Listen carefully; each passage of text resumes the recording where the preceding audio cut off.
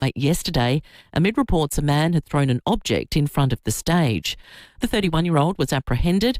The device, allegedly containing ball bearings and screws, wrapped around an unknown liquid inside a glass container. Cole Blanche says the incident goes against what Australia Day is supposed to mean. Australia Day is about unity. It's about Australians enjoying this day and being together. This is un-Australian and the exact opposite of what we all wanted today to be.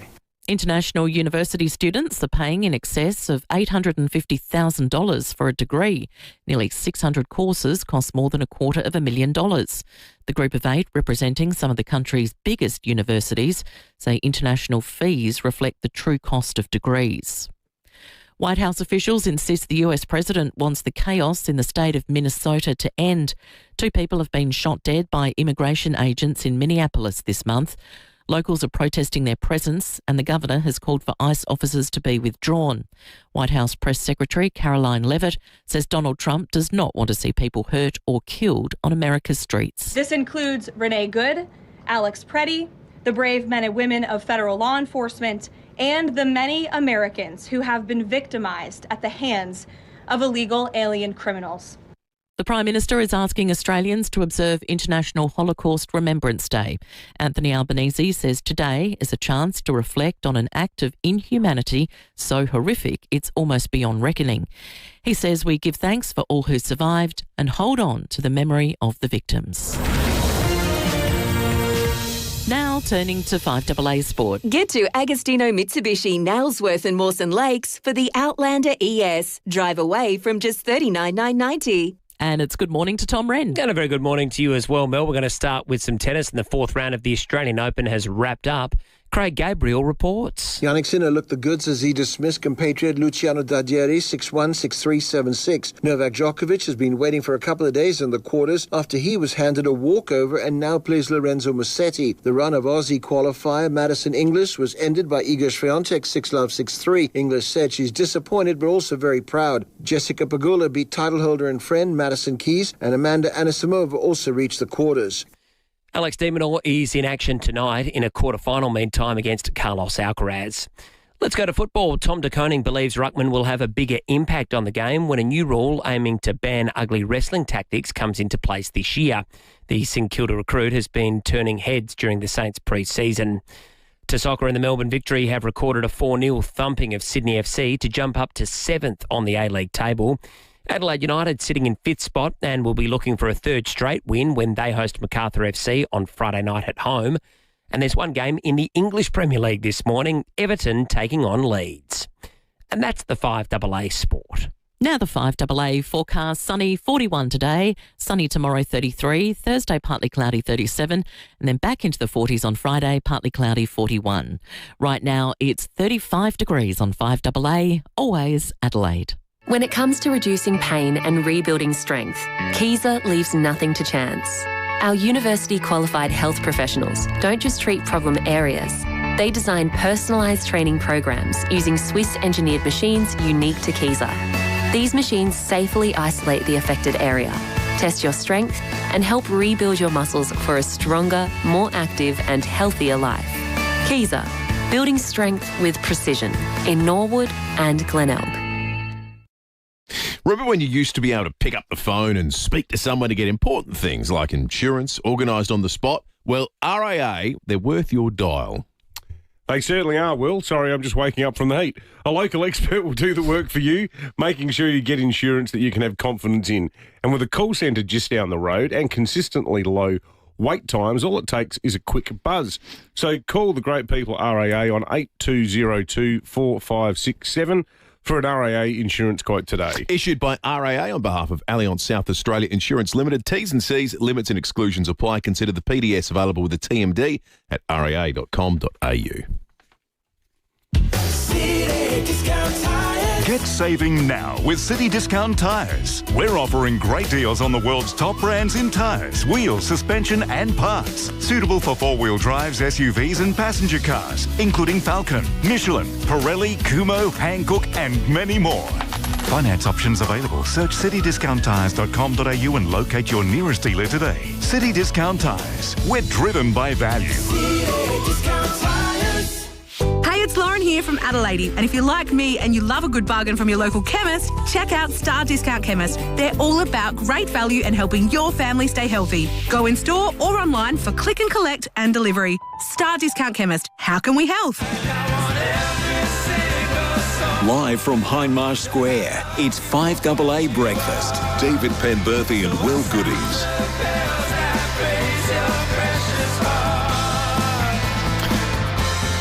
6:07. Good morning to those who got to sleep last night.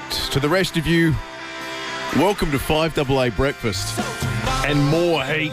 Extraordinary night we've just had overnight. We have, for large swathes of it, been the second hottest major city on planet Earth. In fact, as we speak right now, the only place hotter, the only major city that's hotter is Asunción in Paraguay, which it's 2 degrees warmer. It's 39 degrees there, and it's 4:30 in the afternoon there. Here, it's 6:07 a.m. It is seriously hot. For those playing at home, it's actually cooled down a little bit in the last 15 minutes, which is good news. The bad news is it's not going to get any cooler than it is right now, right on 35 degrees.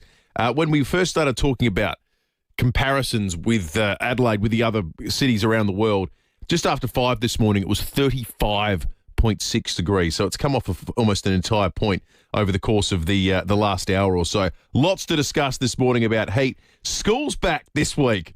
What a welcome to school for the thousands of kids doing it for the very first time. We're going to be talking about that after 6:30 today. We'll head to the US. What a remarkable and sad weekend for the United States in Minneapolis, where the weather is very different and the political climate could not be more different. We'll talk about that. There's been a big walk back by Trump overnight too. It sounds like he wants to de-escalate things. So we'll bring you up to speed with the latest on that. Trams are running in Glenelg. The zoo animals are hot. Phil Curry's hot because there's leadership speculation at the moment. The Treasurer is going to come in after 8:30. He'll be coming in hot as well because he correctly predicted the power grid would withstand the demands of the weekend. Looking forward to that. Big morning ahead. David Penberthy, good morning to you. Good morning, Will. Good morning, listeners. Summer, you've made your point. This is beyond a joke. I got to sleep. I went to bed last night just after 11 o'clock, and I took a screenshot at the time. It was 35.8. When I got up this morning, It was 35.5. There'd been a 0.3 fluctuation in the temperature overnight. It's like an absolute furnace. And what's your strategy been, folks? How did you deal with it? I did a good thing. I went to, because all the shops were closed yesterday, but in the morning I thought I'm going to go to the survey.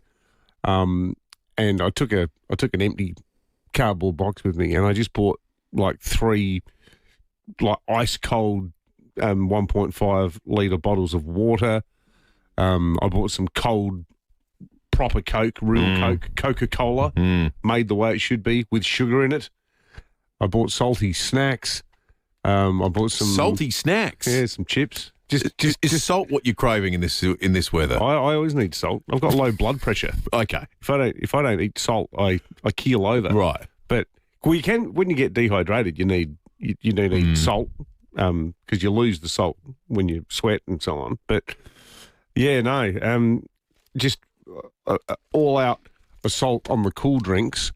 But I tell you what, we are so lucky having a pool. That was the best thing we did during COVID, putting that pool in. Because for years I've been thinking I'd love a pool. And having a pool, you just feel blessed. Everyone I know with a pool. And we had mates over on Saturday. We had this insane barbecue that was going to be at their house. They were making like a proper souvla. One of my mates, his wife, her family are Greek, and they made the best lamb souvlakis. But I said, look, why don't you just bring all the meat round to our house and we'll just do it in our backyard and we can keep jumping in the pool. But when we had the barbecue going, it was so hot. It was like Hades, to use an apt Greek term. But it's just ridiculous. Like Will and I were just saying off air, for those of you, like, when you go to Bali or something like that, the first time you go to Southeast Asia, that experience of like when the plane door opens and you get out, you just go, whoa! It's like someone's thrown a hot bucket of minestrone soup over you. Like it actually physically hits you, the heat. This is like that, only it's dry. Like it's palpable, isn't it? You can feel it. Did your parents ever have a turn of phrase similar to mine that when you were complaining as a young person, they would always ask you to put it in the context of those that have it worse than you? You know, where they'd say, you know, well, be thankful you're not. Well, this morning we can say, be thankful you're not in Harrogate, Mount Barker, St Ives. Let's have a look at this one. Campbelltown and Hectorville. I've just named 3 major areas where the power is out this morning. Oh, no. There are 1,000 homes this morning that currently don't have power. Oh, my God. The biggest end is in the Mount Barker area. There are 700 people. If you're in Mount Barker, please give us a call. Yeah. How long's your power been out? What's the state of your house? What's the temperature inside your home/oven? 8223 We'd love to hear from you this morning. It's not like you're going to be sleeping, so you might as well give us a call. The hope is, here's the good news, and we're chatting with SA Power Networks off air as we speak. The expectation they have is that the power will be back on for you within the hour. By 7 o'clock this morning, the power should be back on in that part of South Australia. But good luck getting the house back cool again. Yeah. Give us a call if you're in the area. The other thing we want to hear from you, and we've got a Kent Town hotel voucher to give away, $100 worth of Kent Town hotel goodness, celebrating Australia Day for a whole month with special deals on meals and drinks. Good place to be when the heat's like it is today, the Kent Town Hotel. Paddy made the observation over the weekend, driving along, it's 43, 44 degrees, and there's a guy in an RAA truck on the side of the road changing a battery. Yeah. I mean, thank God for that person, because imagine being the person whose car broke down, but it was that guy's job to stand over a hot engine and change a battery. Who had the worst job over this hot, long weekend? What's the worst job that anyone had to do in terms of being out in the heat? 8223 you can win yourself a Kent Town hotel voucher. I wonder if were they still working on the Southern Expressway over the weekend? Surely on the not. South Road extension, rather? They would stop it, wouldn't they? I would think so. Because they've been going around the clock. I don't recall seeing anyone working. No. Give us a call. What was the worst job that anyone had to do that you saw? Or maybe you nominate yourself over the weekend in the extreme heat we've had and we're still having. Well, I was talking to the kids about it. Imagine being one of the original settlers who came out from, say, an ice-cold northern part of Germany to the Barossa Valley in the 1830s and 1840s. And you arrived, because there would have been days exactly like today back then. I mean, imagine what a shock to the system it must have been. It's just unfathomable, isn't it? Yeah. That people, the early settlers, actually came here with no air conditioning. They couldn't keep their food or their drinks cold, and all dressed in sort of weird religious clobber, as befitted the era. But it's funny to think back to your own youth. Like you probably weren't in the same position as me, Will, being a bit younger, but we didn't have air conditioning at all until I was 14 or 15. We had a refrigerated unit in the lounge, but in every other room in the house there was no air conditioning. I remember, I think I was about 13, Dad put in a ceiling fan in my room and I felt like it was like I won Cross Lotto. It was like, oh, wow. Cooler air moving around. I was having a similar conversation with my sister-in-law who's a teacher about, I remember being at school and if it ever got to 36, 37 or whatever, they used to send everyone home, or it was a half a day. The day would end at lunchtime. And we were saying, well, does that still happen? He said, no. Well, schools have all got air conditioning now. Yeah. Well, most of them do. Some may not, but all our most of them do. classrooms, with the exception of the main building at Marion High, but all our home rooms, all our home classrooms were fibro demountables that had no air conditioning. Yes. They had fans that we used to throw the dusters into. Or one kid threw an actual chair into it and destroyed the ceiling. That was another fun day at Marion High School. But throwing dusters into the fan was great fun. 15 after 6, we're going to take a break. Two groups we want to hear from. Those in Mount Barker who are waking up this morning with no power. Indeed, we'll separate it out too. There is lots of people around Harrogate as well that are in the same boat, and Campbelltown, 71 and Campbelltown and Hectorville this morning. If you're without power, give us a call. How long's it been out? Give us a status update on how things are playing out in your household this morning. The other group we want to hear from, nominations for the worst job that you saw someone undertaking over this extraordinarily hot weekend in Adelaide. The Diary of a CEO keeps going where other conversations stop and keeps asking the hard questions worth answering. Keep good company with the Diary of a CEO podcast. Harris Scarf Big Stock Take Sale is on now. Save 50% off quilts and toppers, 40% off sheets and quilt cover sets, plus 40% off towels by Sheridan. Don't miss out. Exclusions apply. Harris Scarf. Great brands, great prices. I choose to get my exercise in with a side of sunrise. I choose Keaton for a home that really feels like one. We choose to start the weekend early. On Thursdays. Sometimes Wednesdays. I choose to step up, not slow down. I choose what's going to work best for me. I choose my place. I choose confidence. I choose Keaton. Ready to explore what's possible? Visit keaton.com.au. It all started in the back shed. Maybe it started early or late. Either way, the Olympic Industries sale means there's no need to wait. With big savings on our entire range of SA-engineered sheds, garages, carports and verandas, you can afford to start something big, tough or tasty in your own backyard. Start something with the Olympic Industries sale. On now. Now, 1 in 6 Aussies are living with some sort of hearing loss, but if you're over 50, it goes up to 1 in 3. So if you noticed over Christmas your loved one isn't listening or is becoming distant, it may not be selective hearing. Rather, time to visit the experienced audiologists at Can Do Hearing for a simple, painless screening. You get expert advice on whether you need a full hearing test, and from there, whether or not a hearing aid may work for you. Can Do Hearing let you choose from SA's largest range of hearing aids, which vary in terms of features depending on your goals, and that might range from things like wanting to hear the doorbell to being able to visit busy cafes comfortably. In fact, they've improved so much, these devices, they're remarkable. In recent years, you can hardly even see them. Book an appointment with Can Do Hearing today. You'll find them in 9 locations all around SA, including the recently expanded Blackwood Clinic. And the best part is profits go to Can Do for Kids to fund therapy services for children with hearing and vision loss. Visit candohearing.com.au. Is stress clouding your mind and keeping you up at night? Are you tired of spending your days and nights feeling stressed, restless and overwhelmed? Caruso's new Ashwagandha 12,500 to the rescue. Caruso's Ashwagandha 12,500 is a high-strength formula designed to offer potent support for stress, sleep, focus and memory. So if you're ready to say goodbye to stress, try Caruso's Ashwagandha 12,500 today. Available from leading pharmacies and health stores. Always read the label and follow the directions for use. Gliderol Garage Doors have been manufacturing and installing garage doors direct to South Australians for over 50 years. So, if the new year's got you thinking about freshening up your home, order a new Gliderol Garage Door with operator before the end of February and the operator is free. Safety, security and style. Built to last and made right here. Call 1300 799 177 for a free measure and quote or visit gliderol.com.au. Retail customers only, T's and C's apply. 5AA Breakfast is streaming live right now. To watch, simply head to 5AA on Facebook or YouTube. David Penberthy and Will Goodings, 5AA Breakfast.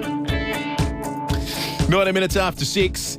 Right now, outside in Adelaide, it is 34.8 degrees. So we're in the dropping phase. It's come down. We're in the cooling. This is as cool as it's been. If we look outside toward the east, there's not a whole lot of cloud cover, little bits of cloud. It's allowing some of that heat to get sucked up into the atmosphere. But as we know, unfortunately, it's not going to stay that way. It's going to start warming up as soon as the sun rises, and we're going to get to a max today of 41 degrees. But 34.8, if you're up now, count your blessings. This is as comfortable as it's been. Overnight. We've been wondering about the most uncomfortable jobs that people had to do over the weekend or jobs you saw being undertaken over the weekend. Jenny and McGill, good morning. Good morning. What did you see, Jenny? I think being a fireman in that weather would be pretty uncomfortable. The clobber they have to wear just to turn out to a call, even if it's not a fire, and if there is an alarm in a building, they've got to walk up the stairs and instead of taking the lift, check things out, and there's a lot of stuff to wear.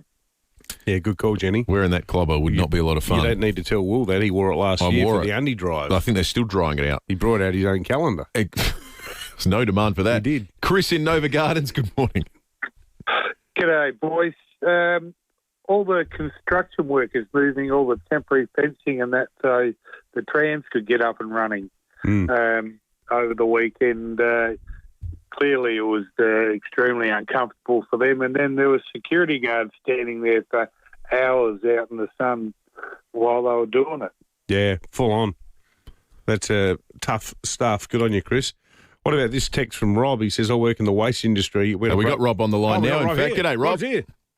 Hey, how you doing, fellas? Good, Rob. How are you, mate? I'm going to steal your thunder. I had a weekend, mate. Like, the waste industry never stops, so I had a couple of little breakdowns Saturday, but then yesterday got a call out one of my trucks, his hydraulic hose blew, so I had to get a mechanic out, and this poor bugger's in the back of a waste truck with the load still on at midday trying to fix a hose. Oh. That was it was a bit willing for him. And then I got back to my car and I had a bloody flat tyre, so that was hard for me. Oh, no. I think you might win, Rob. I'll say. That's nasty. It was, yeah. I was sweating like a proverbial, yeah. Yeah. Enough said. Oh, Rob.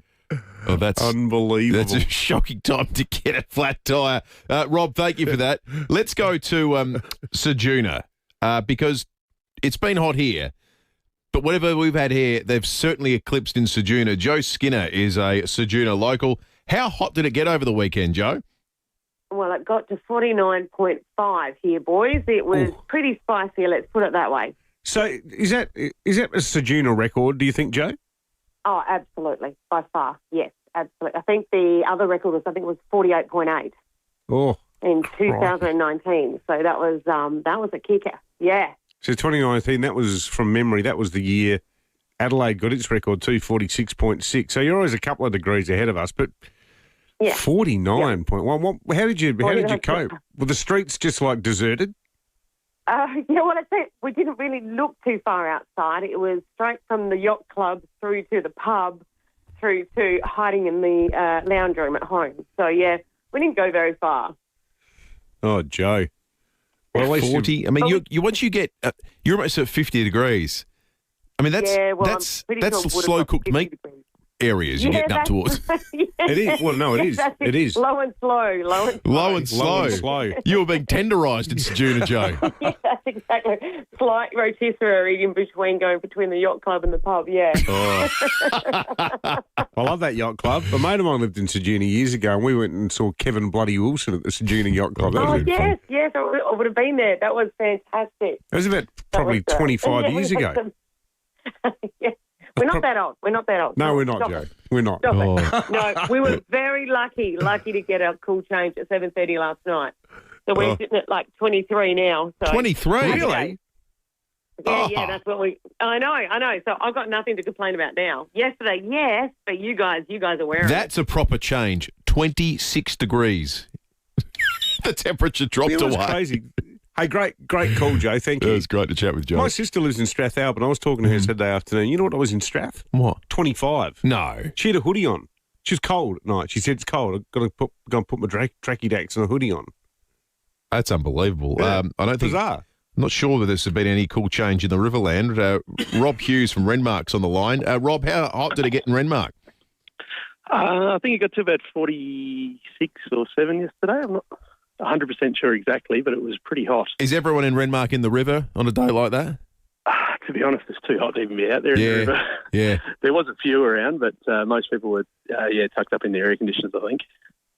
Good day to be sitting inside one of your lovely air-conditioned houseboats, though, Rob. It would be, but unfortunately we've got to work on them today. They've all come back in after a long weekend. Sort of yesterday, come back in, and now we've got to work on them and get them all ready to go back out again. Would have been booked out all weekend, I'm imagining, for the long weekend? Yeah, it was, yeah. So the whole of January has been pretty busy. Today's the first day they've all been in for about 5 weeks, I think. Yeah. Good on you, Rob. Hope you had a good Australian days, mate. Rob Hughes from Renmark. I love houseboats, except sadly these days when I hire them, I have to do it under an assumed name. Well, that's right. I was going to very surprised you brought up houseboats, given... Your houseboat's ready, Mrs. Nussbaum. There's a lot of rumours on the web I've read about your houseboat adventures. The dark web. Yeah. I like the text. Reddit forums. Reddit. Reddit's good. No, Reddit has a lot of use. Yeah. Certainly. Dave from Alberton says, I feel for anyone working in hospitality, pouring beers, standing there knowing how frosty and delicious they are, and then just pushing them away from you all day. That's torture. Yeah, good entry for the Kent Town Hotel voucher, and poignant for the Kent Town Hotel voucher that we're giving away. If you can nominate what was the worst job that you or anyone else had to undertake over the long weekend. And we should extend it out. It's not as though there's great relief coming. 41 today, 33 tomorrow. So that'll feel like a really cool change, but it doesn't last. 37 Thursday, 41 again on Friday. Then the weekend it gets cooler. 31 Saturday, dropping down to 24 on Sunday. Monday will be a top of 26, but the overnight low on Monday is going to be 11 degrees. I think to the average person in South Australia, that's going to feel like -6. Yeah, you feel like Douglas Mawson. Weather like that. Let's talk sport. Tom Red's in the 5AA Breakfast Studio. Get to Agostino Mitsubishi, Nailsworth and Mawson Lakes for the Outlander ES. Drive away from just $39,990. Morning to you, Rennie. Morning, Will. Morning, David. Hope you boys have managed to stay cool at some point. It has been scorching, hasn't it? Lots of winners and losers over the weekend. We've had the extra day, of course, with the long weekend, so we'll get stuck into it. Winners. Well, the Adelaide 36ers are a winner and a loser. They had a one-on-one record, but Bryce Cotton on Friday night, for those that can remember it, it seems like an age ago. What a game winner that was against the New Zealand Breakers. That was great. They've got a big couple of games coming up to see if they can wrap up top spot heading into the finals. Perth Scorchers won the Big Bash tournament for a sixth time. They're the best side by a mile in that competition. Alex de Minaur, well, it's all on the line tonight. I'll put him down as a winner. But I think it's probably depending on what he does tonight against Carlos Alcaraz. He's never made a Grand Slam semi-final. A lot of criticism that he doesn't have the game. We set a high bar for him. He's number 6 in the world, isn't he? It's a great... You know what? I reckon he's harshly dealt with. He's completely harshly by the Australian public, by Australian sports fans. Yeah, because Madison Inglis, we're all saying how... And she has. She's done amazingly. She made the fourth round. But if he reaches the fourth round, it's treated as a failure. It is a difficult sport. Nearly every country plays tennis. It is such a tough sport. And like you said, number 6 in the world... That is a hell of an achievement. I think it's almost better than... He's almost the most impressive athlete we've got on a global scale. It's so huge test tonight. Carlos Alcaraz, not going to be easy. He's probably a 1 out of 5 chance, but he's a chance. So, let's hope he can get it done. The Adelaide Giants won their third ABL title in 4 seasons on the weekend. The baseball team. Yep. Bit of NFL, New England Patriots and Seattle Seahawks. They're through to the Super Bowl, so well done to them. Patrick Reed, Scotty Scheffler, both won golf tournaments over the weekend. But my big winner is Brodie Burkett from Adelaide United. This is how he brought up his 3rd goal in the second half against Brisbane. A sweeping cross. Burkett! Incredible, he's done it! A hat-trick in the second half for 19-year-old Brodie Burkett! And the Adelaide away bay are in dreamland! So they twice trailed in that game against Brisbane, 1-0, then 2-1, and then he scored again to equalise both times and then scored the winner. He came on in the second half. What a super sub. I mean, Adelaide again producing young talent. They looked awful, Adelaide United, in that game at half-time. And the sub was made at half-time. And I'd never seen Brodie Burkett before. He looks like, if to picture him, he looks more like the kind of guy that'd be playing as a small forward in the Central District's under-19 side. He's got that sort of scrappy Bailey Smith style haircut. He does, doesn't he? Yeah. And he's so young. Like I saw him at the airport press conference. He's like, I just went and got a hat-trick. Good on you, mate. It was a perfect hat-trick too, I think, Rennie. Left foot, right foot header. It was unbelievable. So the Reds now have won 2 games in a row. It's a really tightly compacted table in the A-League. But you're right. It was just refreshing to see. They got a game on Friday night against MacArthur, so let's hope he can keep it going. Not many losers over the weekend. 36ers lost a game, but they had that win, as I mentioned. Arsenal lost, which was bad for them. Probably the big loser. I think a PR perspective, I don't think Naomi Osaka won too many friends over the weekend. Yeah, there's a pattern there, isn't there? There's something a bit off. Yeah, tough to like, I think. Anyway, that's it from the weekend, boys. Good stuff, Reddy. Well done. Thanks, boys. Right on 6:30, we've managed to get a call through to the hottest place on planet Earth, otherwise known as Mount Barker, where the power is out this morning. We'll be chatting with a Mount Barker local next.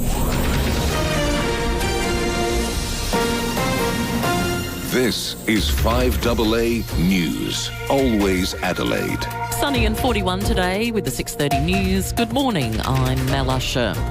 It's been a hot night in Adelaide. The temperature hasn't fallen below 34. It follows record-breaking heat yesterday, our hottest Australia day, topping 44. Fire bans are in place across the state with 9 districts rated as extreme. Ray Jackson from the CFS has this message for South Australians. Please, we implore you to make good decisions, avoid risky behaviours, keep our community and our firefighters safe. And we do have some blackouts as well in South Australia. Melbourne is also in the grips of a heat wave with a forecast top of 45 today. Firefighters are battling 6 major blazes there, burning out of control. It's back to school for 2026. Term 1 officially starts today. This term is 11 weeks long. Well, the remains of the last Israeli hostage in Gaza have been found and returned to his family, marking a pivotal moment in the US-brokered ceasefire plan. More from Mimi Becker. 24-year-old Ron Gavili was a police sergeant thought to be shot dead on October 7. He was taken into Gaza, but after 843 days, he's finally been returned to Israel and his family. Israeli Prime Minister Benjamin Netanyahu said he was the first to come in. He's the last to leave, a hero of Israel. Ron is back. Ron's family thanked President Trump and the United States in a press conference. Ron's return triggers phase 2 of the ceasefire deal. Israel is set to open the Rafah crossing between Gaza and Egypt later this week. So Donald Bradman's baggy green cap has sold at auction. The cap fetching a record $460,000 at Lloyd's. It will remain in Australia and be displayed in a prominent museum. And David and Victoria Beckham have made their first public appearance as a couple after their son Brooklyn's outburst on social media. The pair, in Paris for a fashion event, were joined by their other 3 children. Now turning to 5AA Sport. Get to Agostino Mitsubishi, Nailsworth and Mawson Lakes for the Outlander ES. Drive away from just $39,990. It's over to Tom Wren. Thank you, Mel. The fairy tale run for Aussie Madison Inglis is over at the Australian Open after she lost in straight sets to second seed Iga Swiatek. Swiatek has won 6 Grand Slam titles, but the Oz Open is the only one she has not won. Alex de Minaur takes on Carlos Alcaraz tonight in a bid to reach the semi-finals of a Grand Slam for the very first time. The Aussie 6th seed has lost all 5 of his previous encounters with Alcaraz on the ATP Tour. Tennis great Mark Philippoussis says de Minaur needs to play more aggressively than ever. He's got to go for the winner instead of just willing to rally. Bublik is an amazing, dangerous guy. He just outplayed him. At the end, he just got frustrated and it was too solid for him. But against Alcaraz, you can't be too solid. You're going to have to do something to put him off balance, to get a little bit of luck. A decision on if Pakistan will boycott next month's Men's T20 World Cup is set to be made by early next week. Last week, Bangladesh confirmed it wouldn't be playing next month's tournament due to safety concerns in India. Former Wallabies coach John Connolly is hitting out at Rugby Australia's coaching handover. Joe Schmidt is continuing until Les Kiss completes the Super Rugby season with Queensland. Connolly telling Wide World of Sports Kiss should have already been handed the reins. It's not fair on the Queensland players and somewhat not fair on the Australian players. The Seattle Seahawks and New England Patriots have advanced to the NFL Super Bowl after wins over the LA Rams and Denver Broncos, respectively. And Aussie golfer Minwoo Lee will make his first TGL appearance of the season this morning when the Bay Golf Club takes on Rory McIlroy's Boston Common. And that's the 5AA Sport. Now the 5AA forecast, sunny and 41 today, sunny tomorrow 33. Thursday partly cloudy but creeping up again to 37 and 41 again on Friday, partly cloudy. Right now it's 35 degrees on 5AA, always Adelaide. In the 2025 CanStar Blue Awards, Automasters was rated Australia's top pick for most satisfied customers for a car servicing group. With Automasters AutoCam, you get a video report on your car with an itemised quote. That's credibility through transparency. So switch and save on brakes, aircon, logbook servicing, mechanical repairs and more. All with the flexibility of pay later options. Call 1300 Automasters, rated CanStar Blue's most satisfied customers. The Summer Plan Dining Cashback program is here. Each month, 60,000 South Australians can get 50% cashback, up to $50 on coastal dining or local seafood purchase. I bet a few people did that on the weekend. So the next draw is this Sunday. So enter now for a chance to make the most of a visit to the coast this summer. If you miss out, you'll automatically be in the running for the March draw. The program is supporting more than 500 participating pubs, restaurants, cafes and seafood retailers across South Australia. Dining cashback is part of the South Australian Federal Government Summer Plan. For full terms and conditions and a list of all the participating businesses, simply visit southaustralia.com/dining cashback. $50 cashback offer, limitations apply. Licence number T25/2027 and T25/2026. When it comes to reducing pain and rebuilding strength, FIVEAA leaves nothing to chance. Our university-qualified health professionals don't just treat problem areas. They design personalised training programs using Swiss-engineered machines unique to FIVEAA. These machines safely isolate the affected area, test your strength and help rebuild your muscles for a stronger, more active and healthier life. FIVEAA, building strength with precision in Norwood and Glenelg. Aussie kids are active kids, creative kids, sporty kids. Are you a Weet-Bix kid?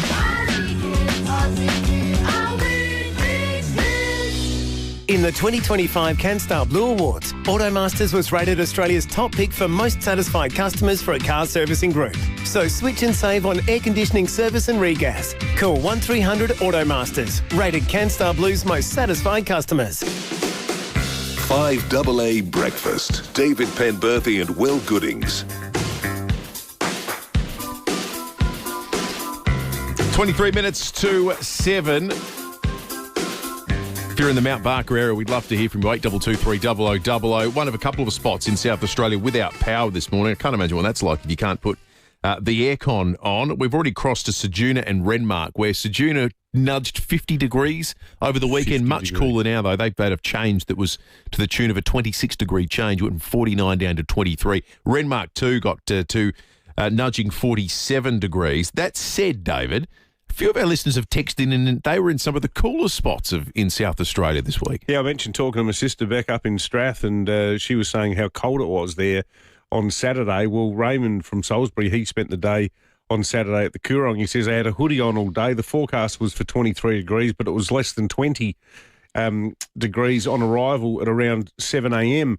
So quite weird and patchy how it's been. And what about Tim winning the Mad Bugger prize at almost 6:40 on a Tuesday morning? Tim in Greenwith says, I had to put a new gearbox into my ute over the weekend. That was fun. Oh, jeez, Tim, had to? Couldn't you have waited, mate? Tim is in the running to win the $100 Kent Town Hotel voucher for the worst job anyone had to do over the weekend, or the worst job you saw someone else doing. That we'll take those nominations as well.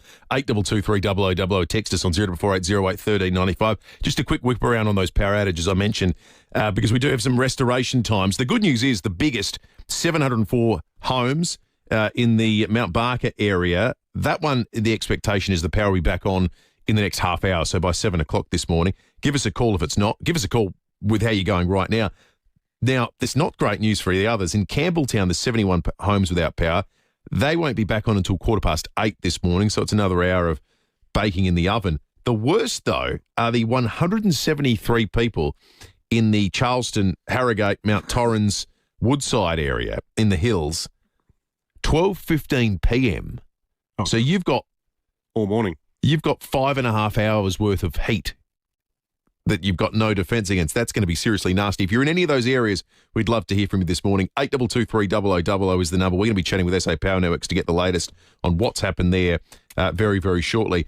The big news outside of the heat for families this week is that school's back. There are going to be some 12,000 students starting reception at public schools, 2,540 in Catholic schools, 14,000 preschoolers at public kindergartens. So many families across South Australia this week sending someone off for the first time. You're one of them, ain't you, Will? Well, I'm sending ELC. sending Rosie's off to ELC on Wednesday morning. God, it's gone quickly, hasn't it? Yeah, first four out of the real world.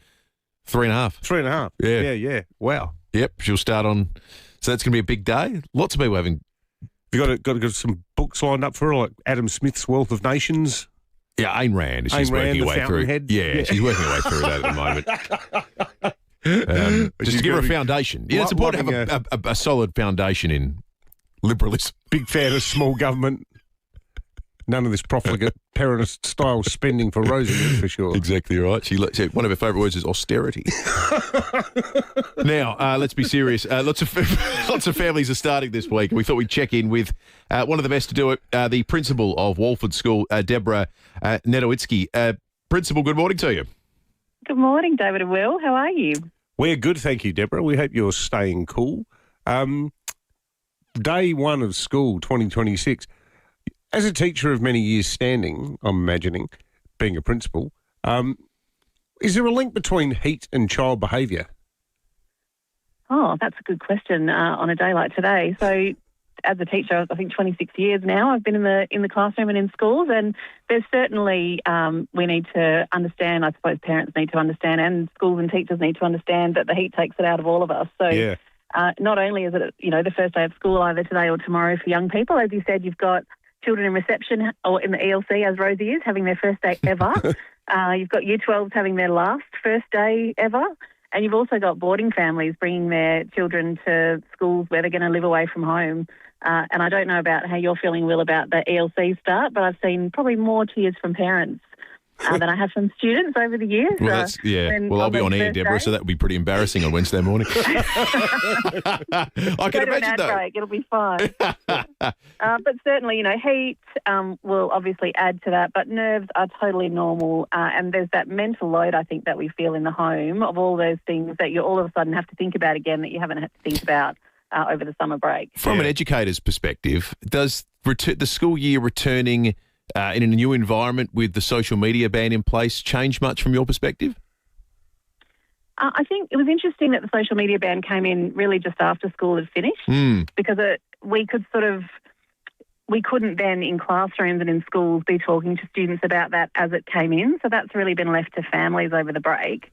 I think the great news is all schools in South Australia don't allow phones and devices during the day. So from the point of view of what it looks like day to day, that's not something that will change, but certainly in the ways that we talk to students about wellbeing and about how to manage their health and their device use and their sleep and their wellbeing and their friendships, all of those things, the social media ban will come into it. And I guess if you're thinking about Year 7s who are coming into school, that sometimes that might have been the first year that they got a phone. It still might be, but it might have also been the first year they were on social media. That might need to look a little bit different in terms of how do you build friendships and what does connection look like and what sorts of ways are you going to communicate with your friends. So those kind of things I think will have shifted from last year to this year. Yeah, because for those kids who have got a bit of a taste of social media, but now that the laws have kicked in, they've got to go back to, the imperiled art of face-to-face conversation and so forth. It is going to be a bit of a behavioural shift for them, isn't it?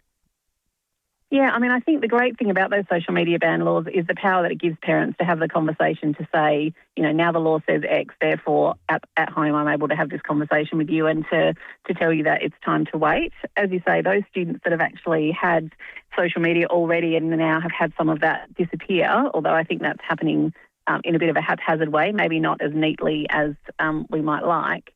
It's about conversations about, what does connection look like? There are other apps, so apps that are not actually about content, things like WhatsApp, apps like Lemonade and Yope, which are new ones.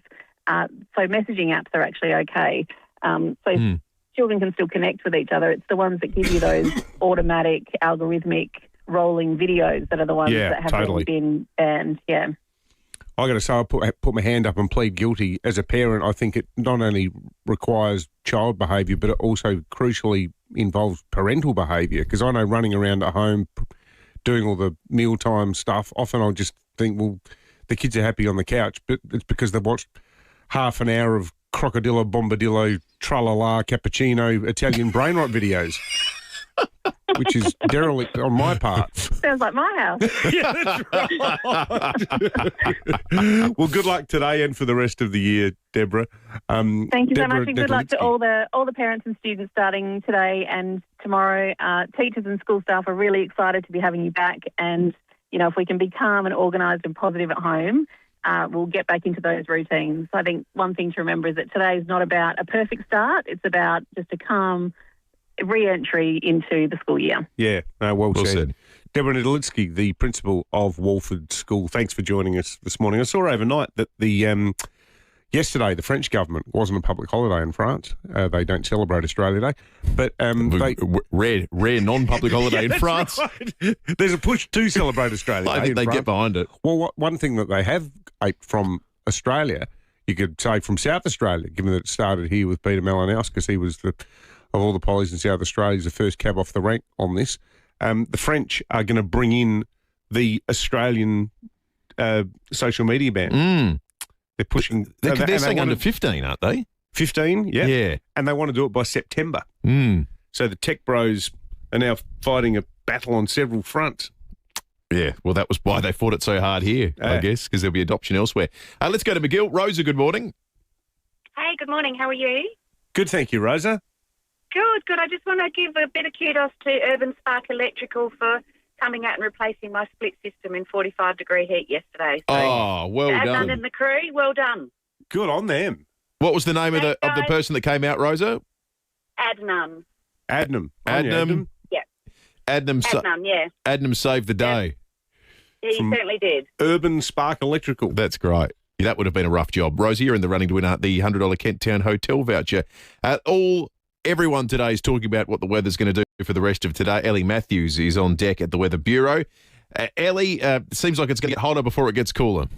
Yeah, certainly in for a hot one whilst it is pretty hot out there already. We're even looking at the potential that overnight last night we are looking at record minimum temperatures for Adelaide last night. So in the last 15 minutes or so, Adelaide's gotten down to 34.2 degrees. That's the minimum temperature we have so far seen overnight, and that is sitting as a potential new record for Adelaide, and even across the region into other locations. We are looking at also potential minimum temperature records. So Edinburgh, Parafield, the airport, Roseworthy and Noarlunga are all looking at potential new records. What was the record, Ellie? So the previous record for Adelaide currently sits at 33.6 degrees from December of 2019. So given that the lowest we've seen so far has been 34.2, if we don't see any further cooling in the next few hours, as the sun gets up, we could be in store for that new highest minimum temperature record. So in terms of maximum temperatures today, we're forecasting a top of 41 degrees for Adelaide. Could be a touch warmer through northern suburbs. So it'll be, though, quite an early maximum or a midday maximum, as we are expecting a cool change to push through into the early to mid-afternoon. So once we start to see this trough that's currently sitting through parts of the west and generally just immediately to the west of Kangaroo Island, it will make its way through the Adelaide area later on this afternoon. So that will bring a bit of relief to the heat for today, which will be, I will take it as quite welcomed to see a bit of cooler temperatures, and even into tomorrow. We're looking at maximums in the low 30s before we do see a return of heat later this week. This cool change is only expected to push through the agricultural areas, with persistent heat lingering through the interior, and eventually that heat does just push back into the more southern extents, including Adelaide, by later this week. So still in store for some warmer temperatures later this week, but this 40-degree heat should somewhat flush out briefly later today. All right, that's great information, Ellie. All eyes are on the record now. It'd be nice. We've got a nice to say you live for the hottest night ever. If you're going to do it, you might as well break the record. Thank you for that. Let's head to Mount Barker, where not only has it been record-breaking heat overnight, the power's been out. Hayley, good morning. How long have you been without power? Since about 4:30 this morning. Oh, how's the house? It's warm. It's warm. Yeah. So were you already up at 4:30, Hayley?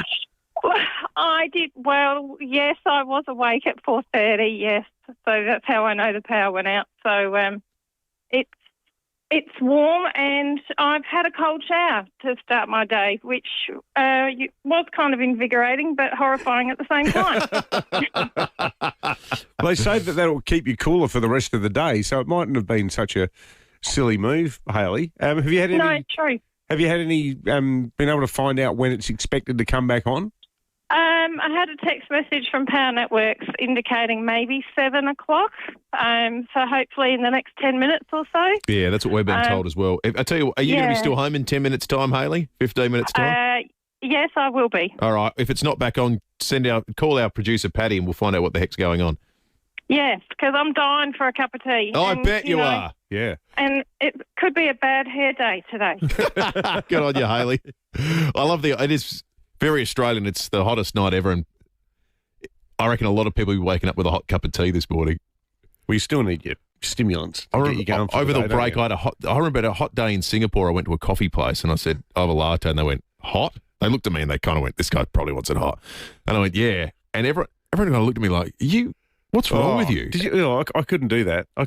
Like, no, I have to have it hot. No, but tea makes sense in the hot weather. Coffee doesn't. Oh, no. Well, you know what makes absolute, impeccable, perfect sense? Vietnamese iced coffee. Yeah, that's so sweet. It's made with condensed milk.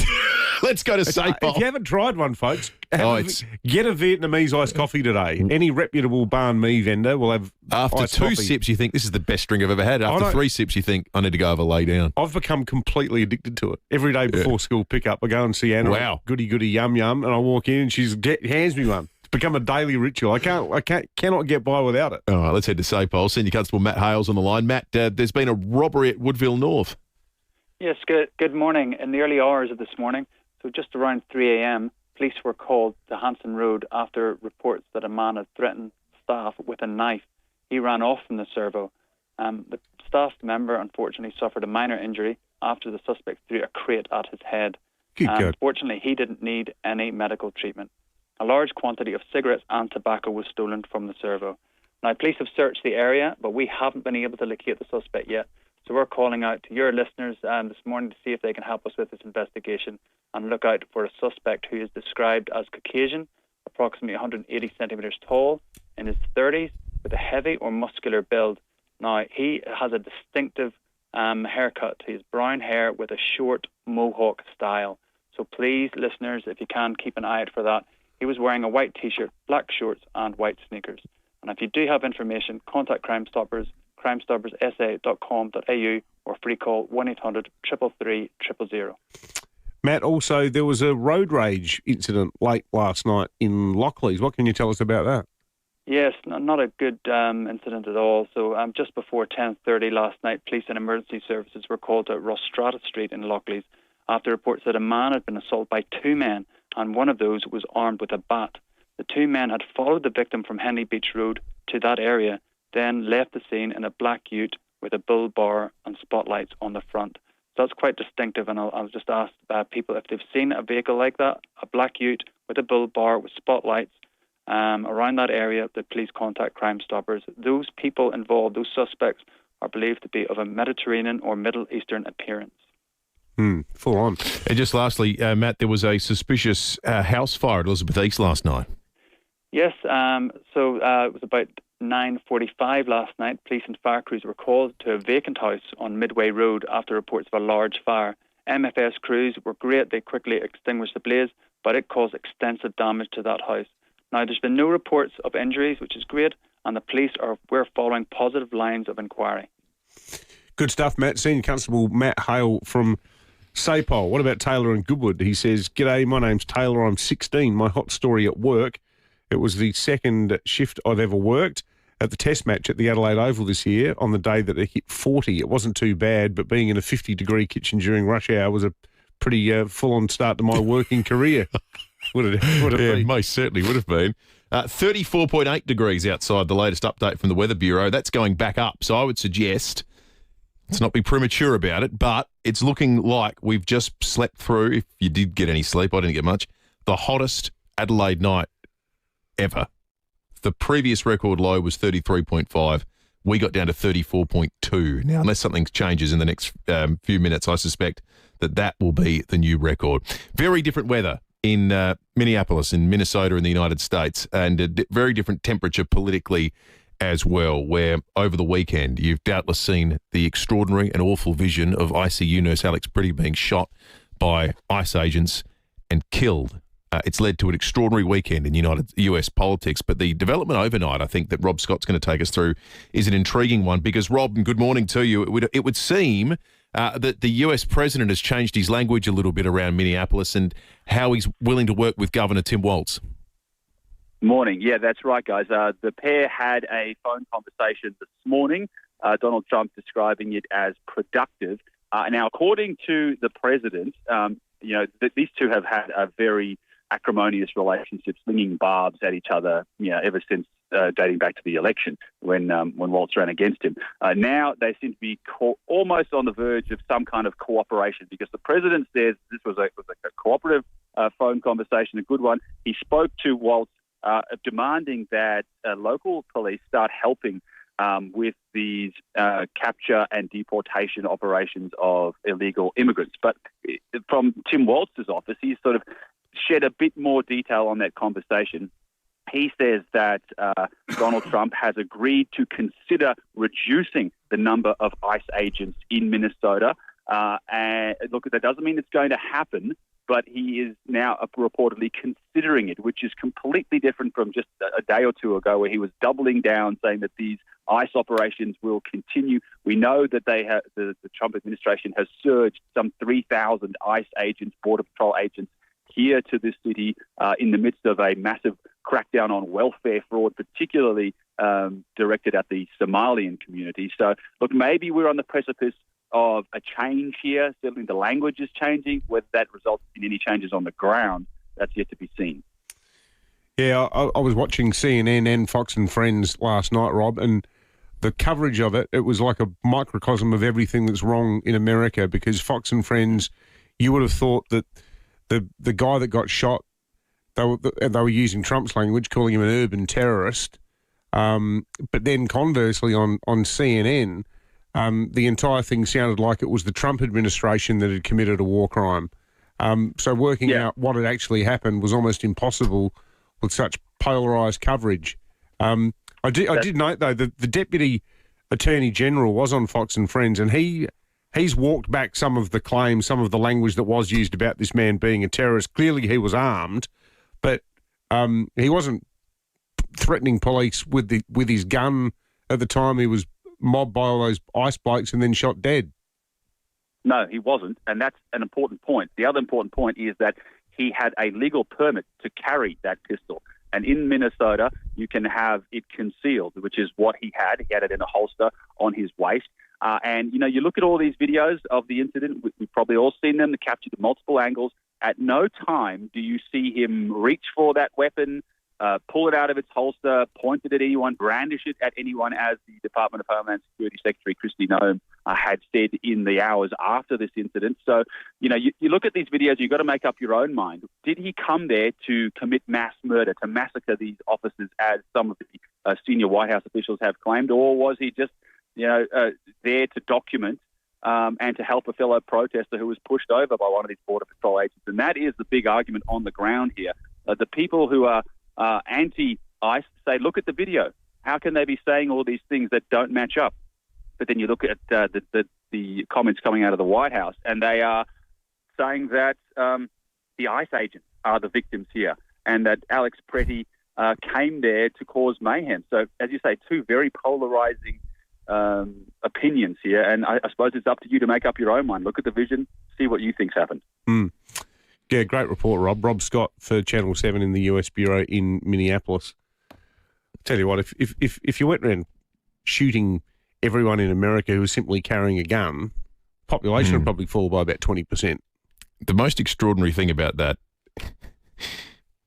the argument that was always offered by people on the right in the United States about the reasons you need to carry a weapon you have a right to, what always thought was a fanciful and imagined scenario where the government was going to walk around threatening people.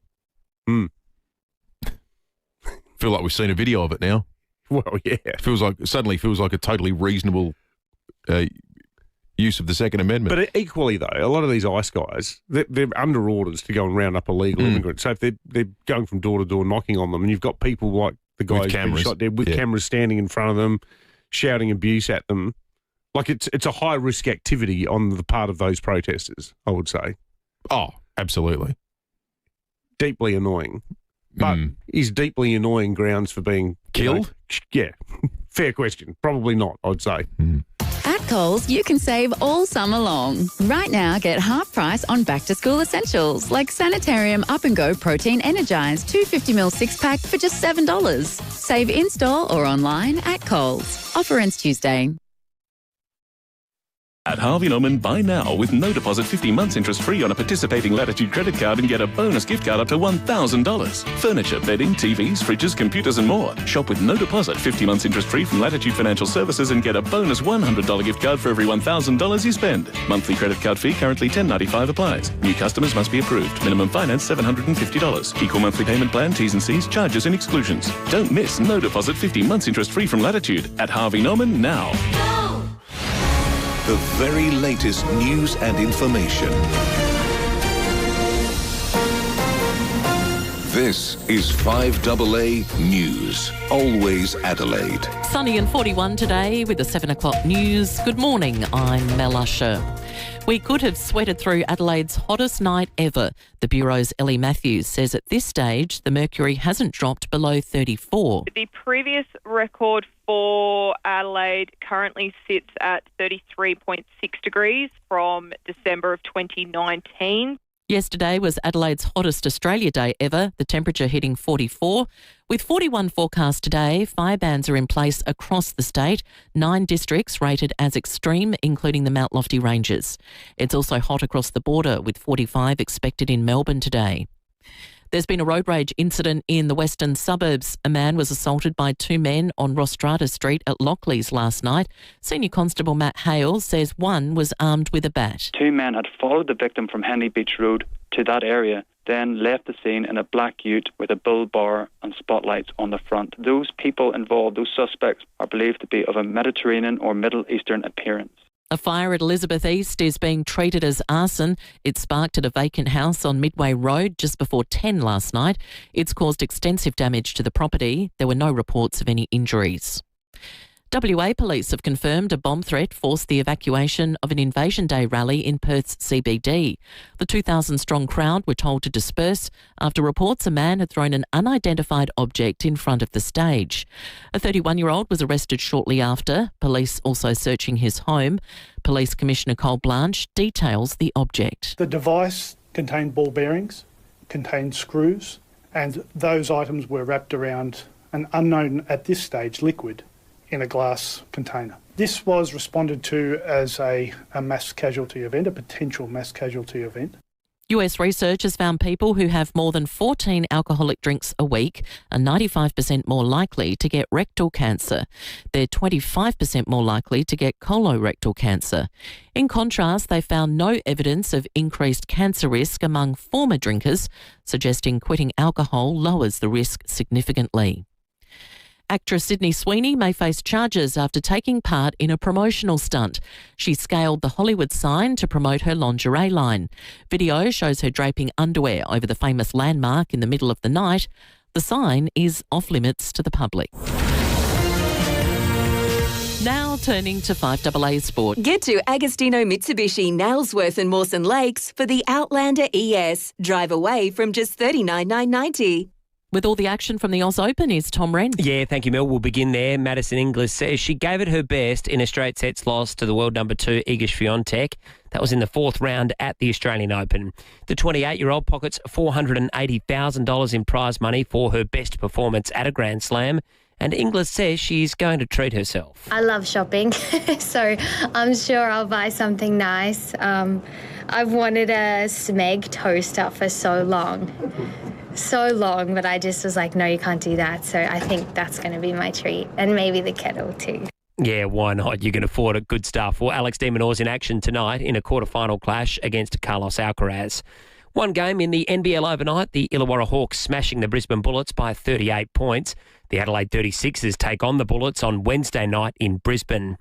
Well, Don Bradman's baggy green from the 1947-48 home series against India has sold for a record $460,000 at auction. And one game in the English Premier League this morning, Everton hosting Leeds. There's about 15 minutes to play in the opening half. Leeds just opening the scoring. Calvert-Lewin and surely 1-0. James Justin with his first Premier League goal for Leeds United. And you have to say it's been coming. Audio there thanks to Stan Sport. So 1-0 with now about 11, 12 minutes to go in that first half. And that is the 5AA Sport. Thank you. Now checking 5AA traffic. Start the new year right with Physio Extra Pilates and group exercise classes. Book at physioextra.com. Morning there. 2 separate crashes in Cavan to look out for this morning. One on Port Wakefield Road near Goldsborough Road and the other on Cross Keys Road near Montague Road. Salisbury South crash there too to look out for. Frost Road near the Strand and road closures in the city for the tour down under Packdown. Round Victoria Square take about a week or so. Early morning camera, Main Road, Blackwood. Take back dinner time with HelloFresh. No 2 weeknights taste the same, now with more recipes than ever before. Fire up your weeknights at hellofresh.com.au. Adelaide's most accurate traffic on 5AA. The 5AA weather, sunny 41 today, sunny tomorrow back to 33, Thursday partly cloudy 37, 41 again on Friday. Right now it's 34 degrees on 5AA, always Adelaide. On Booking.com, it's easy to book your holiday home. And thanks to no hidden fees, there's no more. Guys, found an apartment. Wait. Added fees? We don't do sneaky added fees, so you can go from home to holiday home with no dramas. And relax. On Booking.com, finding a holiday home's easy. Booking.com, booking.yeah. You built a life in your street, the neighbours know your name, the barista knows your order, but lately you're coming to the conclusion that your home just isn't quite working for you. Well, not the way it could be. If you have a large block, get in touch with Metro Homes. Metro specialise in knockdown and rebuild projects, and they're helping people all over Adelaide set themselves up for a solid future. They can replace your existing house with 2 brand new homes on the same block, one for you, designed to suit how you live now, and the other as an investment property right next door. It's a smart way to stay put while setting yourself up for the future. Metro take care of everything too. The design, the approvals, the build, everything. Build your future where you really feel at home. Go Metro. Visit metrohomesa.com.au. The news and issues that matter to South Australia. Always Adelaide. This is 5AA. David Penberthy and Will Goodings. 5AA Breakfast.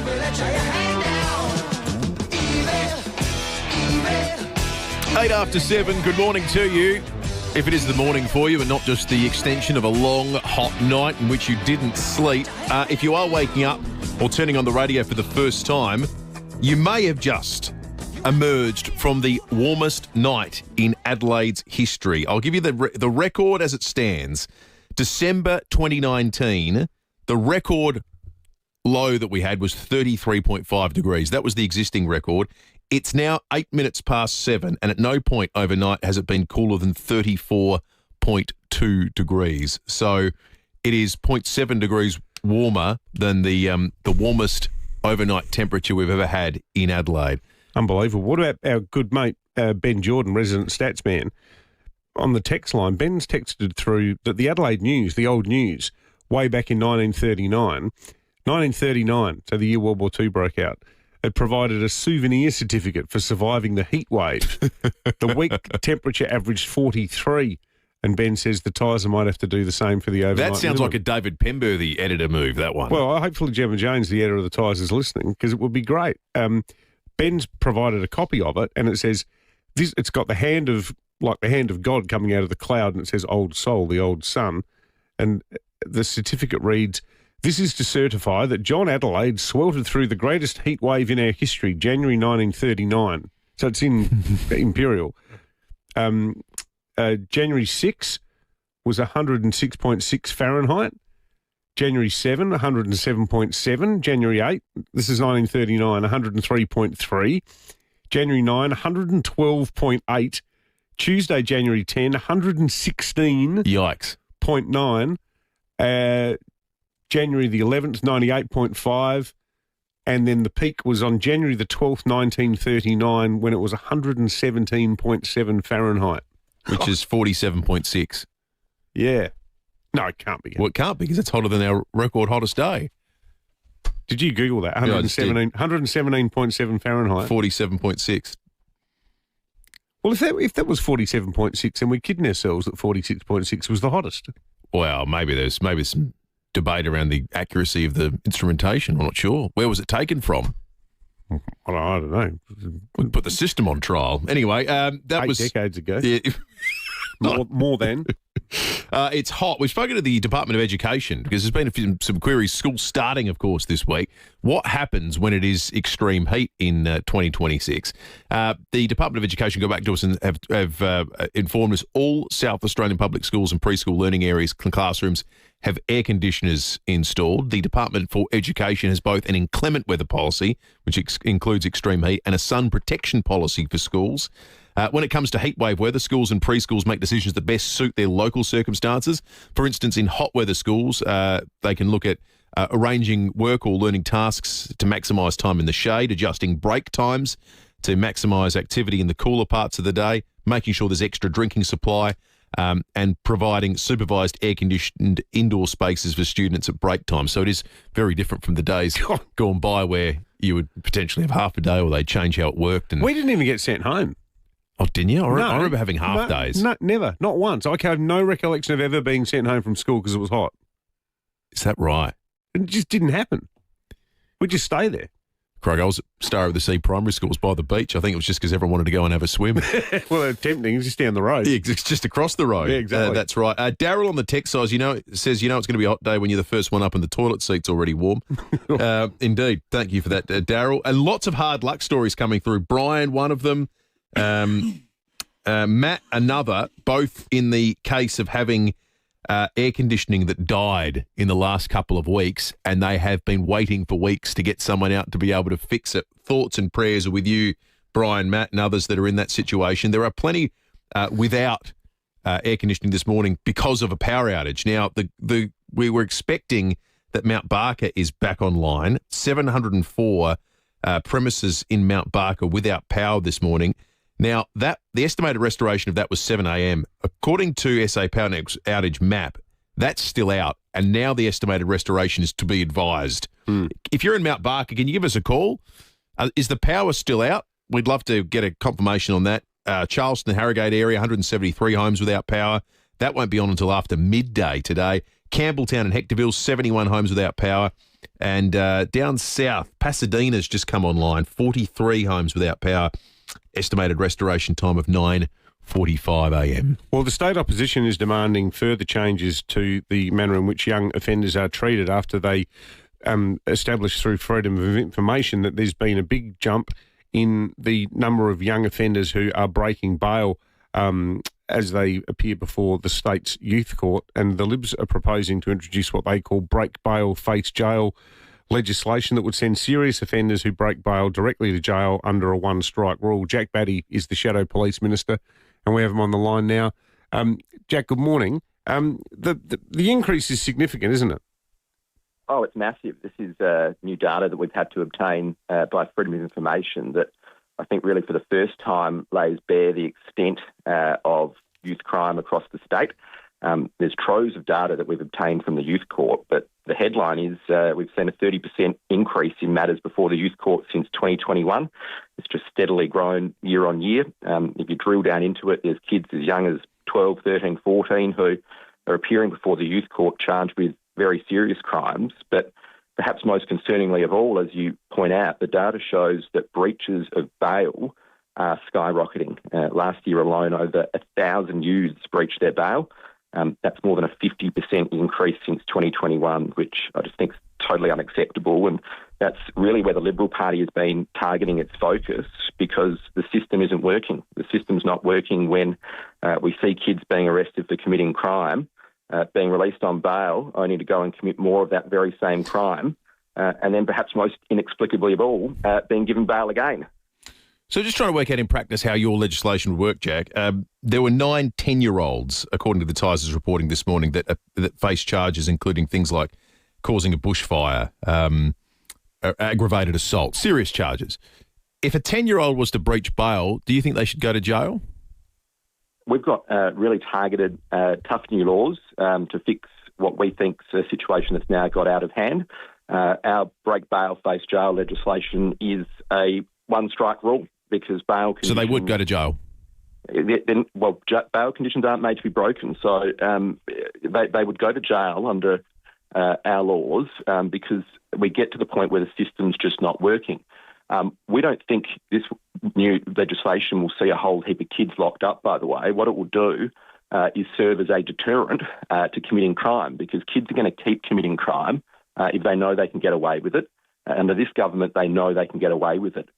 We're also at the same time implementing what we're calling the Breaking the Cycle Fund as a key pillar of our plan to make communities safer. This will focus on early intervention for high-risk youths and rehabilitation programs as well to try and address the growing number of youth offenders because we're failing these children at the moment. We're putting them through a revolving door of youth crime and we need to put a stop to it. Jack Batty, the Shadow Police Minister, thanks for joining us. Just in relation to the 1939 heatwave, Peter in Mailston says, my late mum lived through the 1939 heatwave and can remember discussing it with her. They did it without any air conditioning. And Penny and Norwood talking about what school was like back in the day. Penny says, when I was at school, there was no air conditioning, no fans, and we were never sent home. My sisters and I were given 5 cents to buy an icy pole if the forecast was over 100 Fahrenheit. That's excellent. I tell you what, the hard luck stories, I say enjoying. I'm not enjoying people's misery, but there's a lot coming through.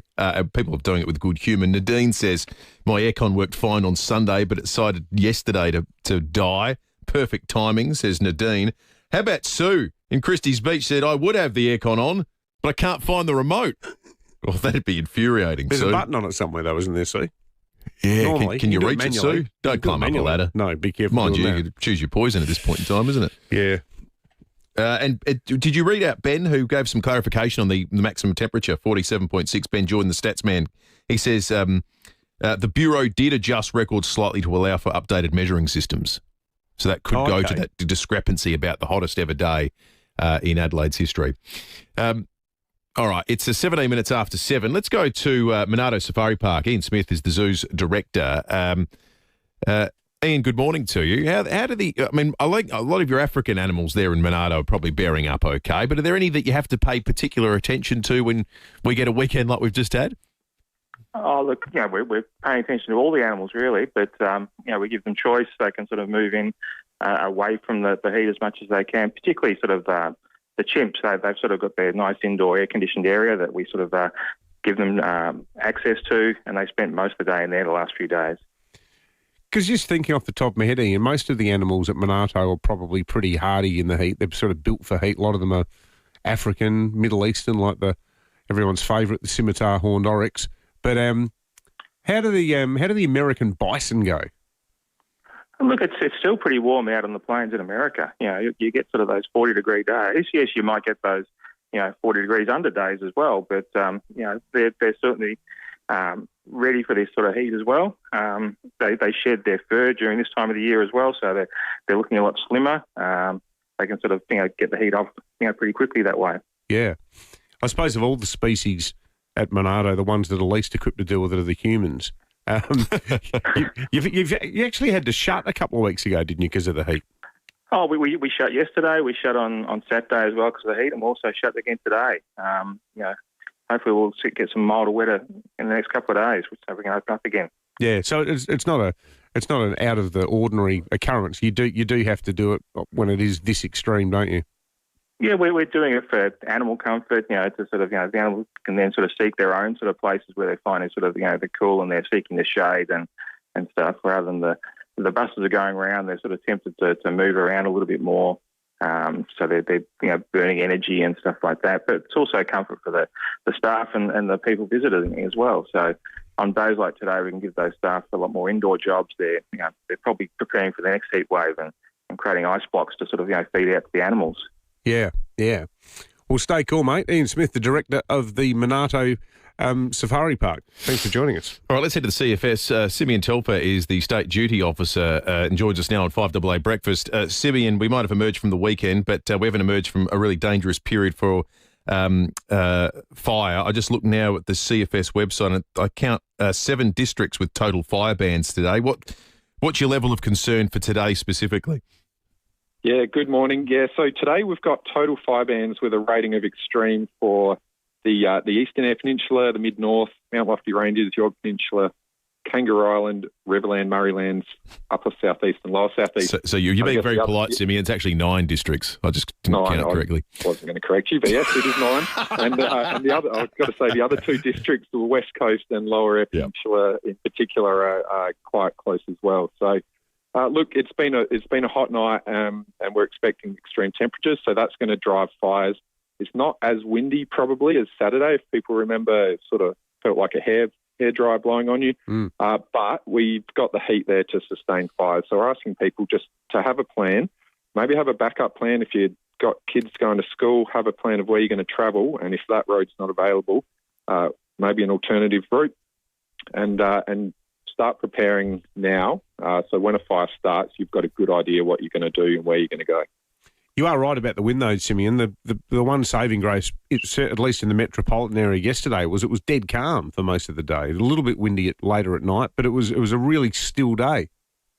Yeah, that's right. So we'll have very intense fires. If we do get a fire start, we'll see them quite intense, but they're not going to spread probably as quickly as maybe you'd expect on such a hot day, but there's still a really significant risk. So we're asking people, delay any activities that might be considered dangerous, doing any hot works, anything like that.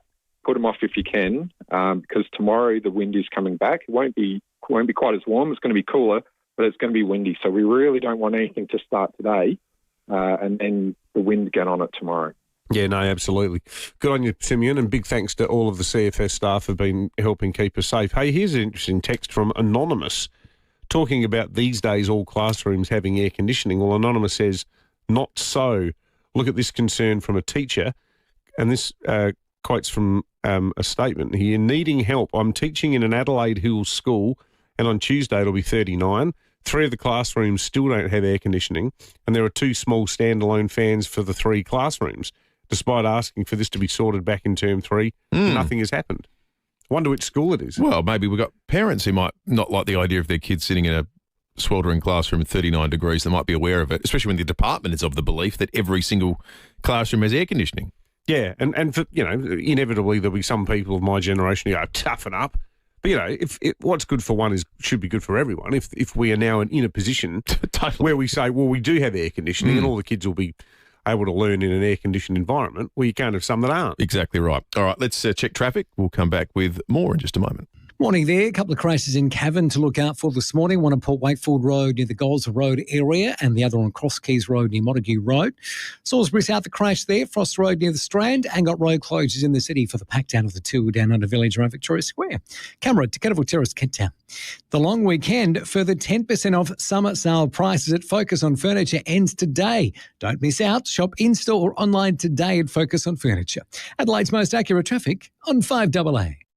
5AA Mornings with Graham Goodings. Is there any wonder the average Australian is disillusioned with the state of politics in this country? Across the political spectrum, voters see dysfunction rather than leadership. Major parties are consumed by internal divisions, factional power plays and short-term tactics. Graham Goodings. Cost of living, housing affordability, energy security and immigration integrity seem to be pushed into the background.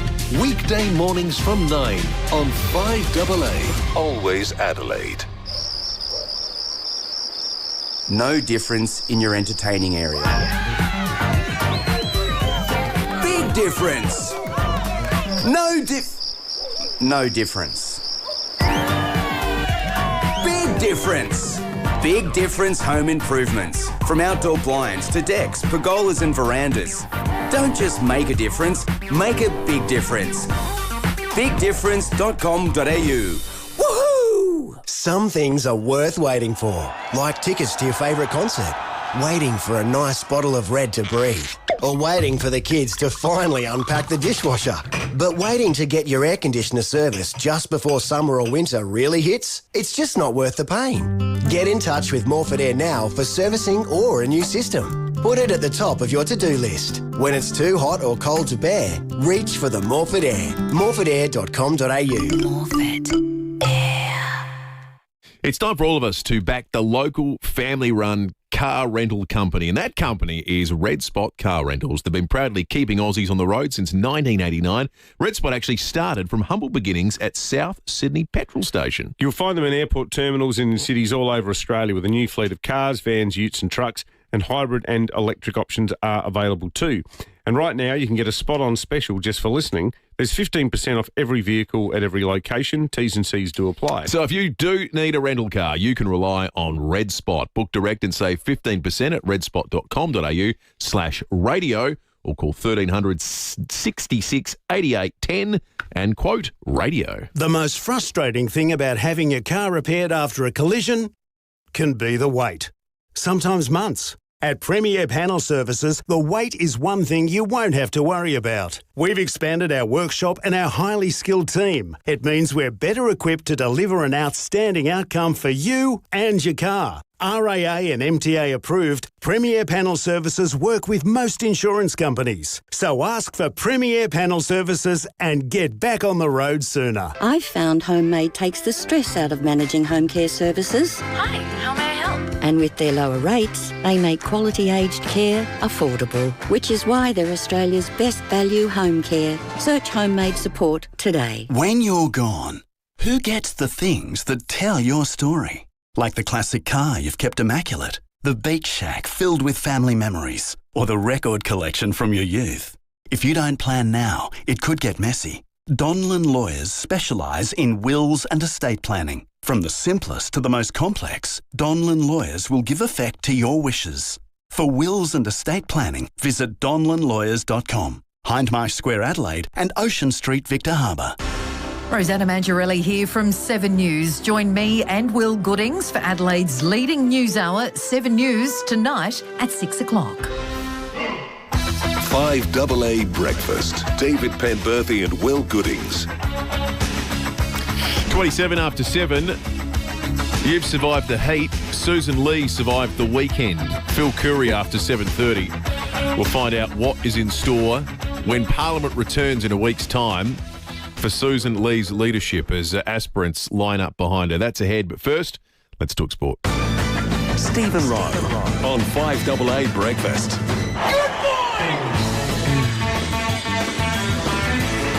Hot weekend. A lot of time inside spent watching the box, and lots of that was watching sport, Stephen Rowe, in our household. I don't know how you got on. Good morning to you. Pippo, Will, good morning. Yeah, another stinker. I've got the DK Lily happening already as school's back, the Aussie Open. Well, that's getting to the pointy end. And training, we're going to speak to Port and Crows tonight. They've got that trial Albert and Feb 20. That's only 4 Fridays away, so they're trying to get their best 2022. But I think top billing today just quickly goes to the Adelaide Giants winning that Claxton Shield the third time in 4 years. It's a mini dynasty to everyone. Well done. They had a drought of 43 years. Now it's like shelling peas. Yeah, that's right. No, they've certainly come good. Hey, Rowie, do you think the future of AFL is in Mumbai or in Australia? Did you see that story over the weekend about... Oh, mate. Oh, I just wanted to throw up, honestly. Fair dinkum. Nothing surprises me with AFL House, to be perfectly frank. Yeah, off he goes, the CEO. Had a little Bo Peep and see what we can do over there. I know there's some clubs that are showing a little bit of interest, but if you can't make New Zealand float, you're not floating Australia as good as you can. Tasmania's still not off the ground. We need a game up there in the Northern Territory. What in God's name is he doing wasting money, flying over there to get some, I don't know, some Rogan Josh? Fair dinkum. I was in Queensland when Brisbane won the premiership. And he might try convincing Queenslanders to care about football before India, I reckon, because no one favors stuff. There's another one. Honestly, I don't want to care about them. Hey, can I just talk about quickly? I know we're out of time. Alex Honnold, he's an American rock climber. He filmed a doco, Free Solo. Have you seen it? Yes. So he climbed with no ropes El Capitan. Now, if you've been to Yosemite Park, I've stood at the base of that and looked up, nearly a kilometre high. He won an Academy Award for Best Doco. I've got to tell you, it is a must-see. Well, on the weekend, he climbed with no ropes, the Taipei 101. It was live on Netflix. 1,000-odd people were down watching. There was millions on telly watching it live. It was next-level live entertainment. And I think it's going to change the way Netflix and these other streaming services do things. It was riveting. It was unbelievable. I think Hey, Rowie, what is Taipei 101? It's a building that's 101 floors high. I think it was the tallest building in the world for years. Oh, God. I think it's about the third. Way. Oh, no, honestly, you feel sick in your guts. It is just unbelievable. The man's a freak. He'd be the only bloke in the world that could do those two climbs. Yeah, I mean, if there's 8 billion people in the world, he's the one in 8 billion. Honestly, it was unbelievable. The live element had people going, hang on, is this serious? Because everyone's watching if something went wrong. Hasn't he got a lift? Yeah, he has. So there's stairs, and he went the hard way. But no ropes is just unbelievable. So if you haven't seen it, watch it. We'll talk about it tonight. Hey, rock climbing's an Olympic sport. That's why I thought I'd throw it in. See you at 4. Good on your Rowie. On your Rowie. I wonder if anyone else watched it. It looked spectacular. I've seen some climbers say for a guy who's as good as him and has climbed as tricky terrain as he has, this looks way more dangerous than it actually is. Yeah. Like, it's a building. Have you ever done rock climbing? No. I did it for a few years at high school. We used to go to Morialta. There's great climbs at Morialta. They're graded 0 to 30. And I can remember, I think we did some 10s and 12s at Morialta, but then we did a school trip to the Grampians. It's funny, though, because like now, the idea of doing it fills me with utter terror. And it's just... But as a teenager, it was like, and we used to wear Dunlop volleys while we did it. And you got your mates down there belaying you up with the ropes. But the idea of doing it now, wild horses wouldn't get me to it. Funny, isn't it? If you watched it, give us a call, 8223 0000, or text us on the text line 0480 08 1395. This is 5AA News, always Adelaide. Sunny and 41 today with the 7:30 news. Good morning, I'm Mel Usher. More weather records have been broken in Adelaide, with the overnight low only dipping down to 34.1 degrees. The previous low was 33.6, set in December 2019.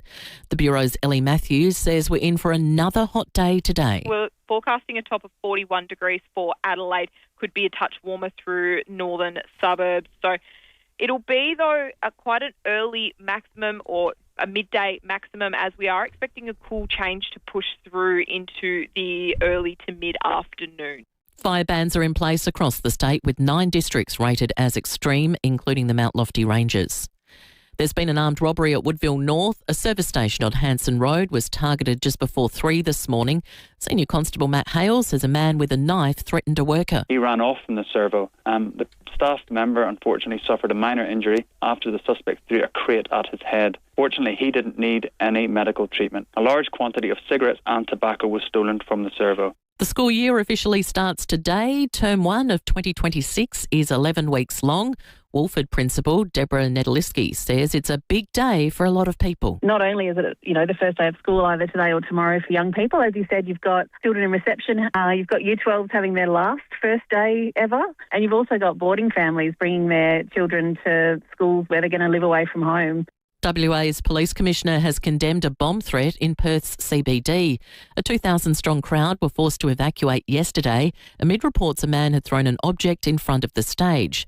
The 31-year-old was apprehended, the device allegedly containing ball bearings and screws wrapped around an unknown liquid inside a glass container. Cole Blanche says the incident goes against what Australia Day is supposed to mean. Australia Day is about unity. It's about Australians enjoying this day and being together. This is un-Australian and the exact opposite of what we all wanted today to be. The Israeli military says it has retrieved the body of the last hostage in Gaza. It paves the way for the next phase of US President Donald Trump's peace plan to get underway.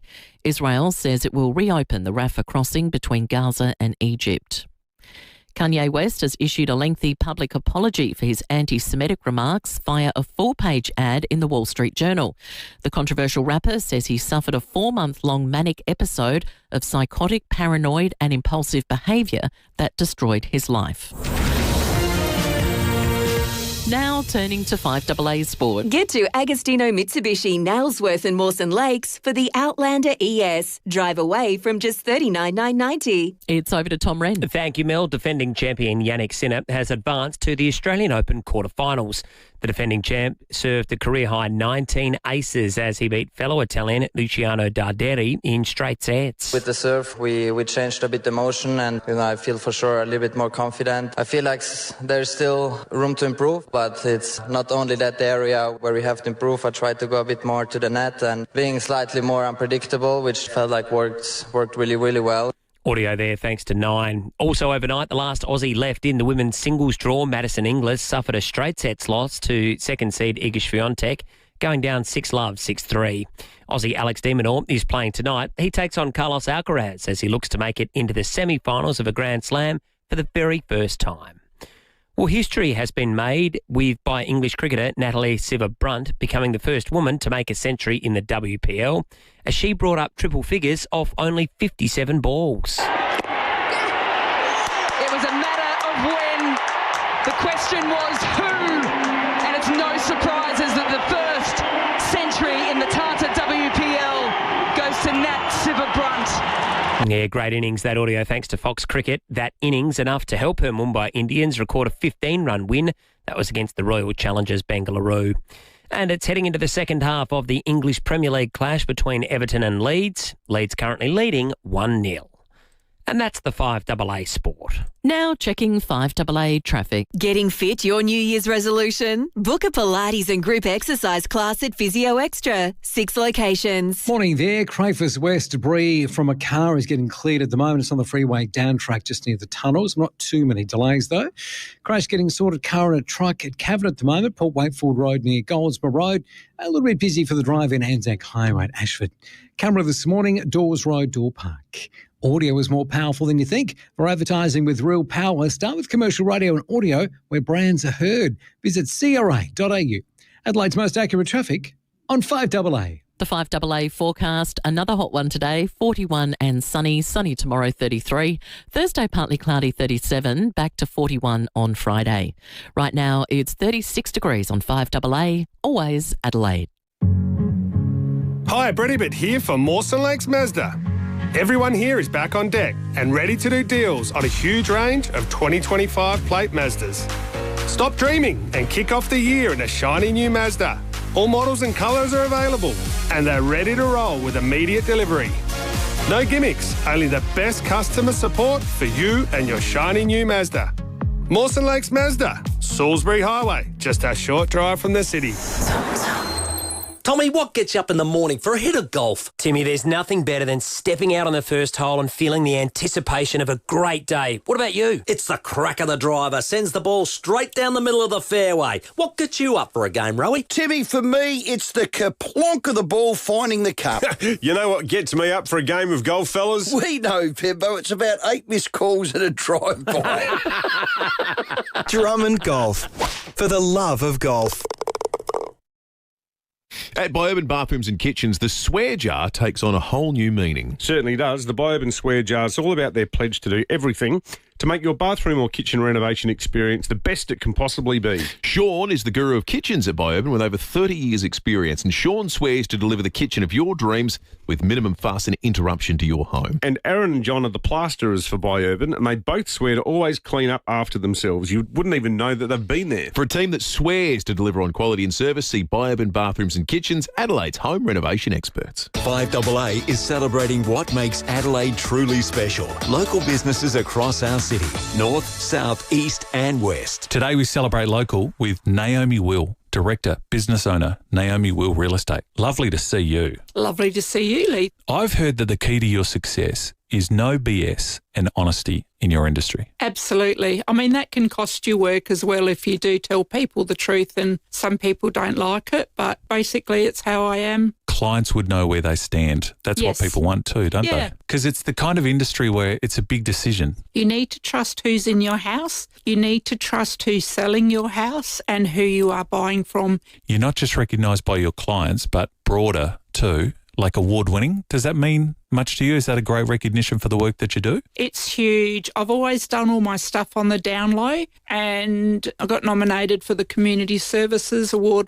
It's a really good feeling to be able to help someone. Why should people come and see you? What does Naomi Will provide that others don't? Personal, honest service. Look at my Google reviews, and they're all from people that I have dealt with and I'll continue to deal with. Tell me about your team. We're all ladies. It's just a really cool group. It's a stressful time when people buy real estate or sell real estate. It's got to be a great feeling for you, though, knowing when you get the desired outcome. It is a huge honour to be able to help someone to have that trust with their home. How do we find you? My website, Facebook, Instagram, my office is in St Mary's. Naomi Will Real Estate. 5AA, supporting local, celebrating SA.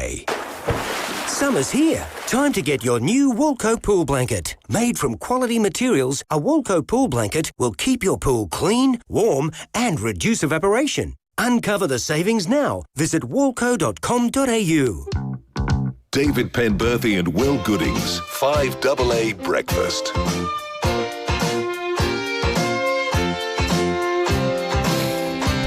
Minutes to 8. People in Mount Barker still without power. Those texting us. power been out for the last 3 hours in Mount Barker. Some 700 premises without it. A number of spots across Adelaide without power. Charleston, Harrogate, Mount Torrens won't be on until later today. Campbelltown, Hectorville. Pasadena's got 43. We've got Cecilia Schultz from SA Power Networks on the line. Cecilia, have you got some good news for the people in Mount Barker? I do have some good news. The public map might be taking a moment to catch up, but I'm told that those outages have been restored now. So Fantastic. We had around 2,000 customers impacted at 4 a.m.-ish this morning. We sort of automatic restoration fixed up all but there were about 700 customers left, but I'm told that they've just come on moments ago. I think it's just updated. There are now just 373 premises across the metropolitan area, which is terrific news. The cause of this, because we've had a few texts asking, we've got the Treasurer coming up and the Energy Minister a little bit later. On Friday, he said we've got enough supply in the grid. That's not going to be an issue. Was this localised sort of damage-related stuff, or was it a bigger issue? So we actually didn't find the cause of the outage at Mount Barker, which is not unusual. That happens sometimes. What I suspect it may have been is heat-related. So, the network's a lot like the human body. It can operate, at capacity for bursts of time. But when you get an extended heat wave, usually on the third or fourth night of an extended heat wave, you can start to see fuses breaking across the network. That's something that we, to a degree, expect to happen. We resource up to deal with it when it happens, and it's really a mechanism to ensure that impact on the grid doesn't cause outages, widespread outages. So it's something that we expect during an extreme heat period like this. What about the places other than Mount Barker, Cecilia? It's probably a bit of a mixed bag in terms of the likely resumption of power, but are you confident you can get it back on soon? Look, I mean, we are, as I said, we're resourced up. We're coming into a heat wave like this. We've always got additional crews on the ground. I suspect that I'm confident that, yes, they will be brought back on. Some of them might not have expected restoration times yet, but there'll be plenty of crews working, and they'll be working to get them back on safely and as quickly as possible. Cecilia Schutz from SA Power Networks, thanks for that, and good news for the people in Mount Barker. Fantastic news, because they have sweltered through the hottest night on record in Adelaide. The former record was 33.5 degrees in December 2019. Right now it's 35.3, and it dropped down to 34.1 overnight. That was as cold as it got. 34.1. Cold's the wrong term for what we just tried to sleep through. But the warmest night in Adelaide history. It's been pretty hot for old Susan Lee, the hot seat. It's been pretty hot over in Canberra as well. I'm not expected to cool down anytime soon. Phil Curry, the political editor of the Australian Financial Review, joins us. Morning, Phil. Good morning, fellas. So, Phil, the coalition sort of collapsed live on air while Will and I were broadcasting last week. Within the space of an hour, it had just vanished after the resignations of the front benches and so forth. Yeah. The thing with Susan Lee at the moment, I really want to get your sense of what's happening, because just seeing Angus Taylor, his press conference yesterday, Hastie's wording up the Oz this morning that his family are behind him making a run. It seems like there's almost this sort of casual consensus that she's cooked. That's sort of the thinking, David. If not now, then eventually. And but there's a lot of resistance too to what's going on. I mean, if you contrast it to previous leadership spills, and we've lived through a million of them, in the last 10 or 20 years, there's usually an obvious candidate to go to, right? And in this case, neither Hastie nor Taylor are particularly sort of brilliant, or what we used to say, the Messiah. There's always a Messiah that you can sort of go to if the other person's not doing well. And these two blokes, have lots of problems and shortcomings, and so there's a lot of anxiety in the party. Well, why are we doing this? Susan Lee sort of did the right thing last week. There's a lot of sympathy towards her inside the Liberal Party because she stood up to the Nats. Because there's no other way of saying it. The Nats' behaviour was just so petulant and disgraceful. They actually went. They wanted a fight. They wanted to split because they're terrified about one nation. So they confected this whole sort of thing about the race hate bill and stormed off. But now there's something looking pretty stupid. They're out there on their own and they've got no protection. They're not allied to the Liberal Party anymore, and they could disappear pretty quick if they don't reunite. But there's a strong view inside the Liberal Party because when Littleproud stormed off, he said, you've got to get rid of Susan Lee if you want us to rejoin the coalition. And the Libs say, well, you don't tell us who our leader is. He really crossed a line there. So there's a lot of reluctance inside the Liberal Party to do anything just on that basis. No one wants to reward Taylor, right? So, wants to reward Littleproud. So that's the sort of first thing. And then the other thing is, well, are any of these two blokes going to do any better? I mean, Lee is just, her instincts are good. Everything she's saying has been right, about getting them back on track with, the party of low taxes and the economy and stuff, but she's just not been given a chance. They've undermined her since the start. And the other thing to consider too, David, is she's the first female leader of the Liberal Party. Now, as Albanese was sort of rubbing it in last week, so the Liberal Party has a huge problem with female voters. They're going to dump their first female leader in less than a year. And Hastie especially said some pretty nasty stuff on abortion only late last year in the Parliament, which I can guarantee you Labor's ready to go with. So, the whole thing is pretty unedifying, and there's even if they do change, I don't know if it's going to make much difference, to be honest. So no one knows what to do. They're all, and then Hastie and Taylor can't decide who's going to run. They're both in the right faction. So what could happen is they'll both run and they'll split the vote, and the moderates will be the kingmaker. And at the moment, the moderates don't want to have a challenge. So it could well be that Susan Lee sort of stays on for a while yet. God, what a shambles. What's the thing holding Taylor back, do you think? Well, nothing really. He's just not that good. I mean, that would seem to be a weakness. Well, he's a bit like Malcolm Turnbull. He's a bit like a budget Turnbull. He came into politics with a really strong business pedigree. He's very, very accomplished in the private sector. But he's just never been that good at politics. He has trouble talking to normal people, and he rubs his colleagues up the wrong way.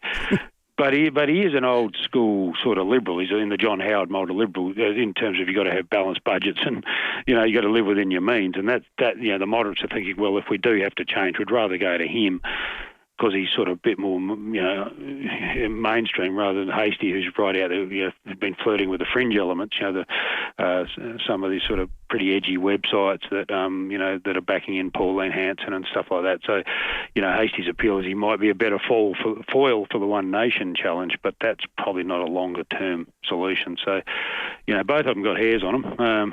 The honest answer, I don't know what's going to happen, and no one does really. It's all a bit muddled, but usually once these things start, they don't stop, and they end up, someone gets hurt eventually. Timing wise, Phil, is it next week, or if it doesn't happen next week, is it likely that Susan Lee will stick around for much longer? Well, it's a bit, I always say, politicians are a bit like bogans, they're dangerous when they congregate. So these things happen in sitting weeks, right? Like the Sandy and the Sunsets concert, mate. Exactly. So, that was the anniversary this weekend, wasn't it? Yeah, Glenelg Rights. I was down there that night. I was going to say, were you there, mate? Yeah, well, we took off, and so I took off because the band was so bad. It was Sandy and the Sunsets, and then got home and the joint was in flames. But anyway, back to where we were. And I think it was Pseudo Echo too. What a guy! There's a Pseudo Echo. God, no wonder they rioted. Funky town. But the Parliament has to sit well for these spills to happen. So it's back next week, on Tuesday next week. And so when they're all together, and when they all congregate, that's when they get up to mischief. So there's a good chance someone will try something next week, at least call the spill motion. Then there's another sitting after that, and then there's a couple of weeks off. But there's a fairly heavy sitting schedule between now and the May budget. So, I suspect it's going to have to come to a head in the next couple of months, if not next week.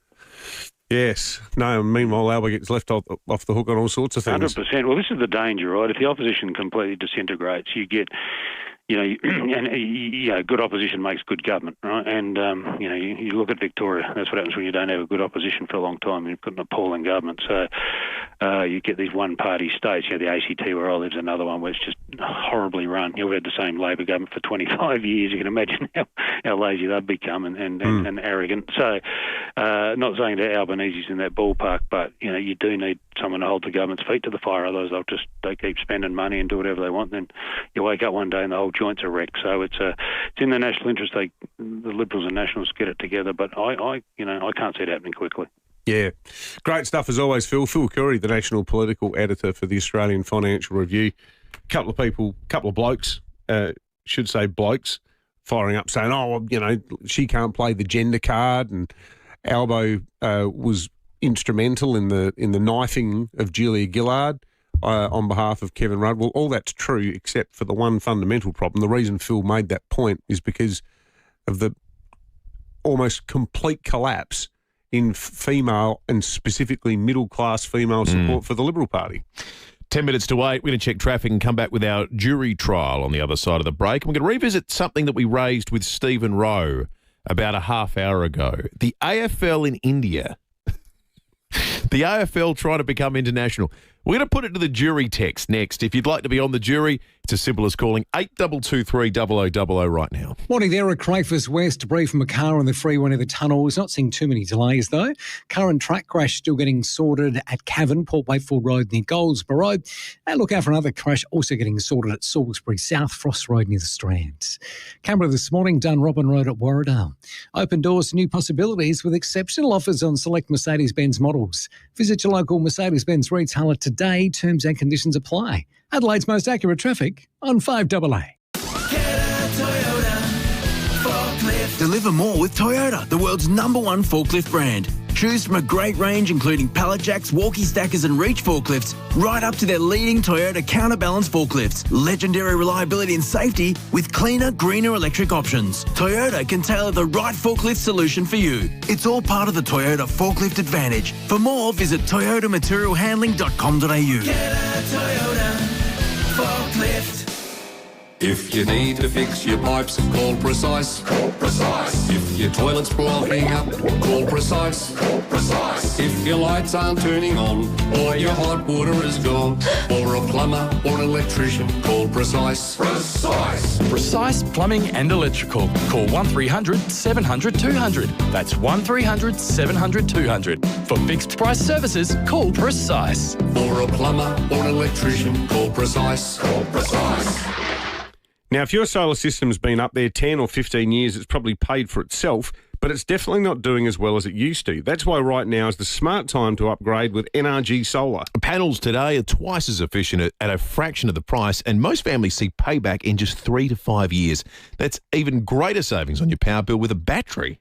That's right. When it comes to batteries, NRG Solar is the local authority. They've fixed thousands of dodgy systems left behind by other companies and only install trusted brands like SIG, Franklin, Sungrow, Tesla, BYD and Enphase. Whether you want to slash your bills or go fully independent, they'll design the system that fits your home and your future. Plus, walk you through all the rebates. NRG Solar, zero power bills, total peace of mind. Visit nrgsolar.com.au. When it comes to reducing pain and rebuilding strength, Kiesa leaves nothing to chance.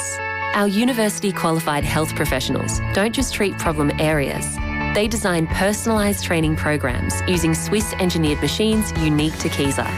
These machines safely isolate the affected area, test your strength, and help rebuild your muscles for a stronger, more active and healthier life. Kiesa, building strength with precision in Norwood and Glenelg. Here's another tyre safety message from Tyre Power. Underinflated or overinflated tyres can affect your safety on the road. If in doubt, give the experts a shout at Tyre Power. Visit tyrepower.com.au or call 13 21 91 for your local independent owner. Renovating your bathroom, kitchen or laundry is exciting. It's the bit after that's annoying. Cleaning and scrubbing mould out of grout. Well, if you choose Mr. Wet Wall now instead of tiles, you'll have a lot less to do later. With Mr. Wet Wall, there's no grout, just a stunning, smooth surface that's stylish and 100% waterproof. It's quicker to install, so it costs less, and there's zero mess. So why wouldn't you? Mr. Wet Wall. MrWetWall.com. 5AA Breakfast is streaming live right now. To watch, simply head to 5AA on Facebook or YouTube. 5AA Breakfast. David Penberthy and Will Goodings.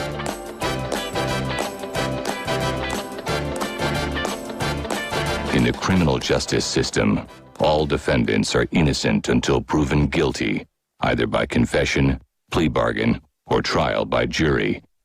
This is one of those trials. So the jury trial this morning, the AFL desire to expand into India. Andrew Dillon is on the way to meet with a local, well, I don't know who's got any interest whatsoever, but he's going to meet with someone over there and try and drum up some interest. The foray into India, ladies and gentlemen, of the jury Is it inspired or idiotic? 8223 0000. Get calling now. Inspired or idiotic? The foray into India. You know, there's a side in the Indian competition called the Crows. They're called. How are they going? The Jharkhand Crows, and they won the premiership last year. Well, that's good. So you know they Can we count made that one? the finals, and they actually won several quarters. So maybe Nixie should have a chat to him. Maybe Nixie should go over there with Andrew Dillon. What's the status of the Port game in Shanghai? Koshi's never officially killed it off. Well, hasn't happened for not since COVID. It was the theory was it was killed by COVID. Convenient. Nothing stopping it coming back. It feels like it was a death like the hydrogen plant that everyone was really not that disappointed about. Yeah. Well, a few of our Port listener mates went up to the Shanghai game. Of and course. had a good time. Watch a game of footy anywhere. Well, that's right. Any place on earth is going to be a bit of fun. 8223 0000. The India experiment that the AFL want to undertake or expand upon. Idiotic or inspired? Let's go to juror number 1. What say you? The AFL are taking the FIVEAA, really? They know how shocking India is in cricket. Just imagine with the AFL what they're going to do for the AFL. People think the AFL is shonky now. Wait till the Indians get hold of it. I do like the idea that, instead of the BCCI that we have in cricket, you have the BCCAFL, who randomly will say things like, I know the tribunal said he's getting 3 weeks, but he's playing next week. And everyone just says, fair point. Juror number 2, inspired or idiotic? Idiotic. I mean, they can't even get the entry into Tasmania right. And can you imagine, Eddie Maguire and Collingwood being told you're going to India for an away trip? My God. Well, actually, juror number 2, as you texted, that's a good we point. got a text on the text line saying there'll only be 17 AFL teams in India because Collingwood don't travel. Thank you, juror number 2. Juror number 3, the AFL's foray to India, inspired or idiotic? Idiotic. But if I was the opposition, I'd give the opposition team the real hot curry one to get them off the game. That's right, the Tindaloo. The Tinder, that'll get them going. Not the Vindaloo, the Tindaloo. That's excellent. I don't think there's a lot of support from just looking at the text line as well. No one thinks it's a good idea. I wonder if broadly, has any of this stuff ever worked? No. I thought it was really embarrassing for the AFL in 2010 when South Africa hosted the Soccer World Cup. And they sent this delegation, I think Kevin Sheedy, because Sheeds has been someone who's been saying, it's the greatest game on earth. We've got to export it to the rest of the world. He's been a big champion of this. I think he was involved in the South Africa thing. But in the midst of the World Cup, you had the world's most elite soccer players playing phenomenal games. It was the World Cup where Australia basically... Our campaign was over the moment it started with that 4-0 loss against Germany in Durban, but then came back with the draw against Ghana and the win against Serbia. Still didn't make it through because of the goal difference. But the AFL, they all flew to Cape Town and put on a game, an AFL game, going, we want to show our game to the world in the middle of the World Cup. It feels like, whatever. Yeah. Nobody cared. Nobody cared. It was just embarrassing for the AFL. Just trying to think what the model is for a sport in recent memory that has managed to expand to new frontiers. What was the last sport that conquered new? Well, the best I can think of is Formula One with the Drive to Survive phenomenon conquering North America. I reckon NFL is getting there. I reckon NFL was making inroads, particularly with young guys. Yeah, but it's never going to sustain a comp elsewhere. They play games in Mexico. They play games in Brazil. They play exhibition games, but no, they play for points. No, sorry, but what I mean is it's not as like there's teams based there. Well, no, there's not. There's not, but yeah, I mean, the AFL's got as much chance of this succeeding as India has of making badminton a spectator sport in Australia. It's a good way of thinking about it. 5AA News is coming up, breaking at 8 next. Who on earth gave them their driving licence? Learn how to merge! Merge! Come on! How many imbeciles can you actually put on one road? 30 kilometres per hour, driving Miss Daisy! Use your indicators, yeah? Bloody hell. Beat the heat Keep cool with Fix Now, Pay Later options available. Book now. For great service guaranteed, call 1300 Automasters. The latest local, national and international news for South Australia.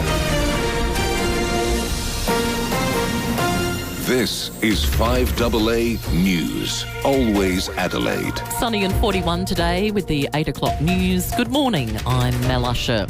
It's been a hot night in Adelaide with the temperature only falling to 34.1 degrees. That's a new record, overtaking the previous low of 33.6 set back in December 2019. The Bureau's Ellie Matthews says a cooler change is on the way today. Once we start to see this trough that's currently sitting through parts of the west, it will make its way through the Adelaide area later on this afternoon. So that will bring a bit of relief to the heat. We're looking at maximums in the low 30s before we do see a return of heat later this week. 9 fire districts are rated as extreme today, including the Mount Lofty Ranges. 2 men are wanted following a road rage attack at Lockleys. It happened on Rostrata Street late last night. The pair followed the victim from Henley Beach Road. He was assaulted. One of the pair was armed with a bat. The victim taken to hospital in a stable condition. There's been a nasty hold-up at a Woodville North service station. A man threatened a staff member with a knife at the Hanson Road outlet in the early hours of this morning. He also threw a crate at him before leaving with a large quantity of cigarettes and tobacco. Senior Constable Matt Hale says the hunt for the suspect continues. He has a distinctive haircut to his brown hair with a short mohawk style. He was wearing a white T-shirt, black shorts and white sneakers. There are grave fears for those on board a light plane that crashed on the Gold Coast this morning. The incident occurred just before 6 local time at Jacobs Well. Emergency services are at the scene. Well, the school year officially starts today. Term 1 of 2026 is 11 weeks long. Some private schools won't return until tomorrow. White House officials are blaming Minnesota's Democrat leader after 2 people were shot and killed by immigration agents. The state's governor has repeated calls for the officers to be removed following the death of Alex Pretty. White House Press Secretary Caroline Leavitt says the incident is undergoing a full investigation. But let's be clear about the circumstances which led to that moment on Saturday. This tragedy occurred as a result of a deliberate and hostile resistance by Democrat leaders in Minnesota. And Victoria Beckham has received a major honour from the Ministry of Culture in Paris.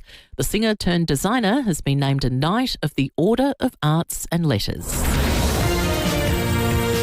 Now turning to 5AA Sport. Get to Agostino Mitsubishi, Nailsworth and Mawson Lakes for the Outlander ES. Drive away from just $39,990. Here's Tom Wren. Thank you, Mel. Alex de Minaur is being encouraged to take plenty of risks against Carlos Alcaraz. That's in tonight's Australian Open quarterfinal. The 6th seed has never beaten Alcaraz, and tennis great Mark Philippoussis says he needs to mix up his strategy. I just hope he does something different.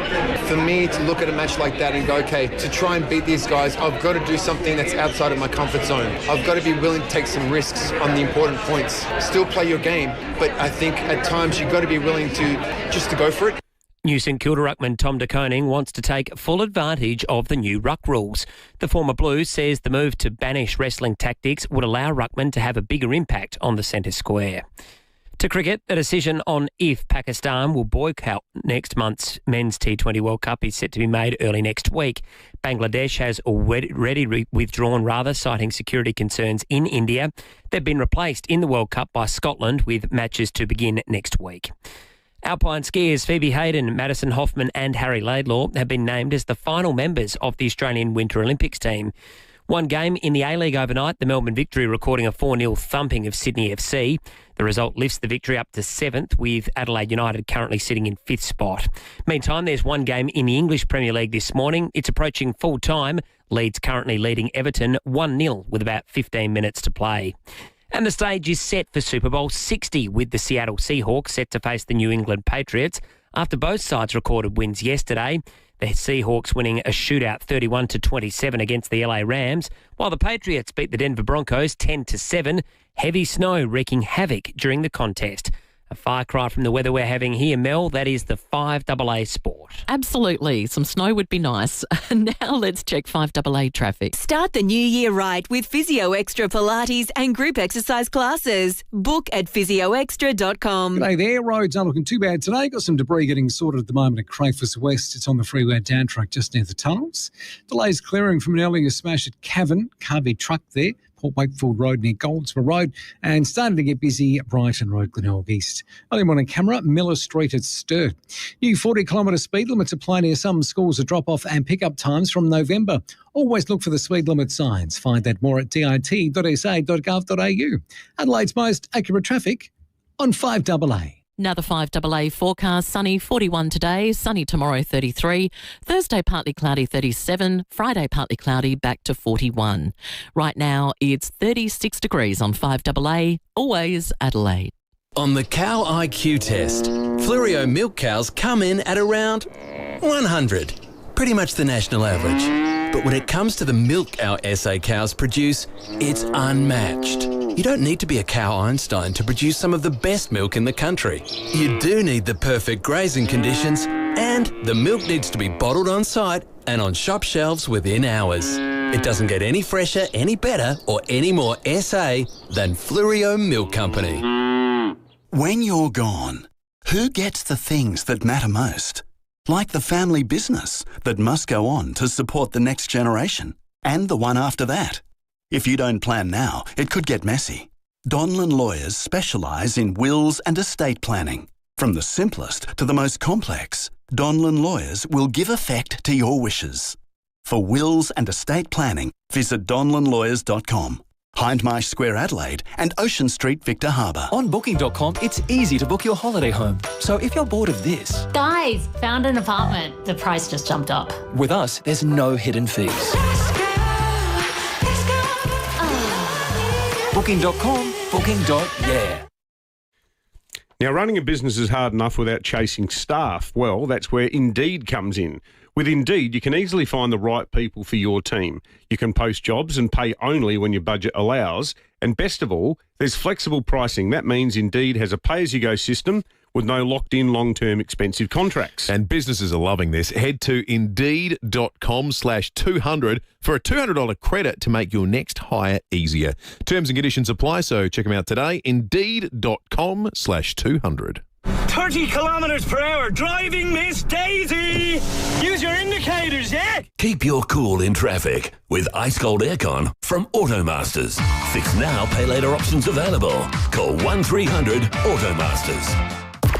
Setting the agenda for South Australia. This is 5AA, always Adelaide.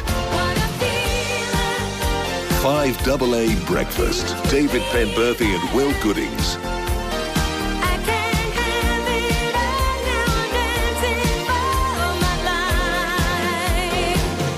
8 minutes after 8, breaking at 8, coming up in just a moment. The Treasurer and Energy Minister, Tom Kurtzantonis, to join us after 8:30 for his regular chat. On Friday, we had him on to reassure South Australians that their energy grid was going to survive through the weekend. I think it's done pretty well. A couple of localised incidents that have been around the ability to supply the power. They haven't been about the ability to generate enough. No, but in terms of a repeat of any sort of anything resembling a statewide blackout, we've got through it okay. There's still, I mean, we're not even close to being out of the woods yet. Absolutely. It's going to be 40 or near enough too for much of the next week. No real genuine respite until Sunday or Saturday afternoon at this stage. So, keep yourselves hydrated and in the shade, folks, and slip, slop, slap if you're out on the tools working, as a lot of people are. Yep, the hottest night on record, the highest low temperature we've ever had, 34.1 degrees overnight. The former record, 33.5 back in 2019. Let's go breaking it 8. Well, the family of murdered Adelaide woman Anna Jenkins, who lost her life in Malaysia in 2017 in what's believed to have been a violent robbery gone wrong, are now demanding answers after the South Australian coroner has made a couple of pretty serious and embarrassing errors in its own report into her death. Anna's son Greg has spent years making what are now genuinely almost countless trips back and forth to Malaysia, trying to get to the bottom of what happened to his poor mum, who died in Penang all those years ago. We've been following this case for years, and I got to say, the reading that I've done into this latest development with the coroner suggests to me that it's something that needs some sort of an examination. We do talk frequently to the Attorney General, Kyan Ma. It's something that could fall into his ballywick. But we have Greg on the line now to flesh this out more. Greg, mate, thanks for coming on again, and certainly not the first time we've spoken. We've been following your mother's case for years now, but I struggle to see how the South Australian coroner could get two things so badly wrong. One is the date of your mum's death, and secondly, this weird change in what they regard as her cause of death. Yeah, thanks again for having us, and happy Australia Day to you guys. 100%, we are absolutely gobsmacked, and the biggest thing, like you said, there's a couple of key things being, the wrong date of death, as well as the fact that they've then changed the decision to undetermined. That there's so many inconsistencies with this report that it just blows my mind that the family has never had any involvement in any of this. We've never been notified, and it was up to me to continually email and call to get these answers. And now we've heard that the case is closed, and that there's so many things that are wrong with this report. The thing I don't really struggle to understand, Greg, is why would it be the case that when there was already a report into your mum's cause of death, which I understand was done by a forensic pathologist, which said that she'd died from blunt force trauma, and now the state coroner is saying that the cause of death is undetermined? Why would they make that change? That's another thing wrong with this whole system, that I can't give you an answer because I need to book an appointment with a GP and get them to sit down and explain it to me, because no one in the coroner's office could. And that's their procedure, is once you get the post-mortem, you then go to a doctor to have them explain exactly that. And he said there wasn't enough information, which is what we were pushing, was to get the SA coroner, who said at the time that they were keen on actually taking it up, to do an actual inquest. Like, if there's not enough information, and they even admitted that they only briefly read some parts of Mum's story, so they don't know the full story, which is why we were pushing for an inquest. Well, that third part of it too, because I can remember when we spoke about this probably a year or so ago, or maybe even longer, but there was hope that the coroner would actually sort of reopen it, whereas now they've just closed it and said, that's it, end of story, there's nothing more we can do. Yeah, it's been such a long process. Like, we first put in the request 1st of June 2022. And even little things like trying to get an answer about the inquest, even little things like we spoke to the SA Attorney General, and we talked about there's nothing in victims of crime, and we managed to get a victims of crime thing done for not only us but also other families. But again, that was in 2023, and still, 3 years later, still chasing up to go what's happening with policy, what's happening with our claims, et cetera, et cetera. It's just such a laborious process that I don't think anyone's actually delved down into the depth of like how wrong this is for having our family have no involvement in any of this information, and for them to sit on a post-mortem for 3 years. Just looking at the letter that you received in November last year, Greg, Coroner's Court of South Australia, yep. I just think the sentence is worth reading out, because to me it just sounds completely callous and idiotic. If you require assistance understanding the content of the post-mortem report, I encourage you to contact your personal doctor, who will be able to assist you. So there's this sort of fobbing off of it. They're actually telling you to book an appointment with a GP and to go in there with, a massive pile of all these documents you've been amassing over the years, and from a standing start, explain to a general practitioner what happened to your mum, and then try to get the GP to explain what a post-mortem is. Correct. Yeah, that's one thing that just blew my mind, because I spoke to the office and I said, well, what about like explaining it to me? And she then told me again for the process about the doctor. And I said, well, what about the recourse? I said, you've closed the case and you've got a wrong date of death. And she goes, oh, I've just noticed that. I was like, well, you've already sent it off to the birth, deaths and marriages without consulting the family, plus also the inconsistencies of the post-mortem was signed 3 months before the forensic testing of mum's remains that I brought back were actually completed. So how can you do a post-mortem if you don't have all of the information? Yeah. Well, Greg, look, hopefully this attention is going to get some action from the AG's office department, or who knows. But I think the way you've been treated is unacceptable. And, there are people who've, as I've said before, been caught smuggling drugs overseas who've got a better level of support than you have from the federal government. And to see the state government getting dragged into it now with this is disappointing in the extreme. Greg Jenkins doing a heroic job in memory of his late mum, trying to get to the bottom of what happened to Annie Jenkins in Malaysia in 2017. We'll stay in touch, mate, and talk again soon. Thank you, Greg. Absolutely. Thank you so much, guys. It's just shocking, isn't it? How weird is that? So, I don't understand the intricacies of the forensics or any of that, but for the coroner to say this is what we've decided, and, if confusion persists, see your GP. Like, how does that work? Yeah. It's just talking about a hospital pass. I wonder how many people in South Australian history have been directed under these circumstances to go to the GP for more information. What's your GP going to do? Yeah. They'll be sitting there, they've got someone who's just I can't imagine there's any GP. Influenza A, then there's someone saying, I've got a bit of a lump on my arm. It's like, okay, right, so this is what happened. 2017, mum goes to Penang. Like, they'd be looking at their watch going, I've got 27 patients out there waiting to come in. Like, it doesn't make any sense at all. Bizarre. Hey, 17 minutes after 8, imagine there are some emotionally charged parents behind the wheel of cars this morning, dropping off kids to school, maybe preschool, kindy for the very first time. If that's you in the car, you're about to do it.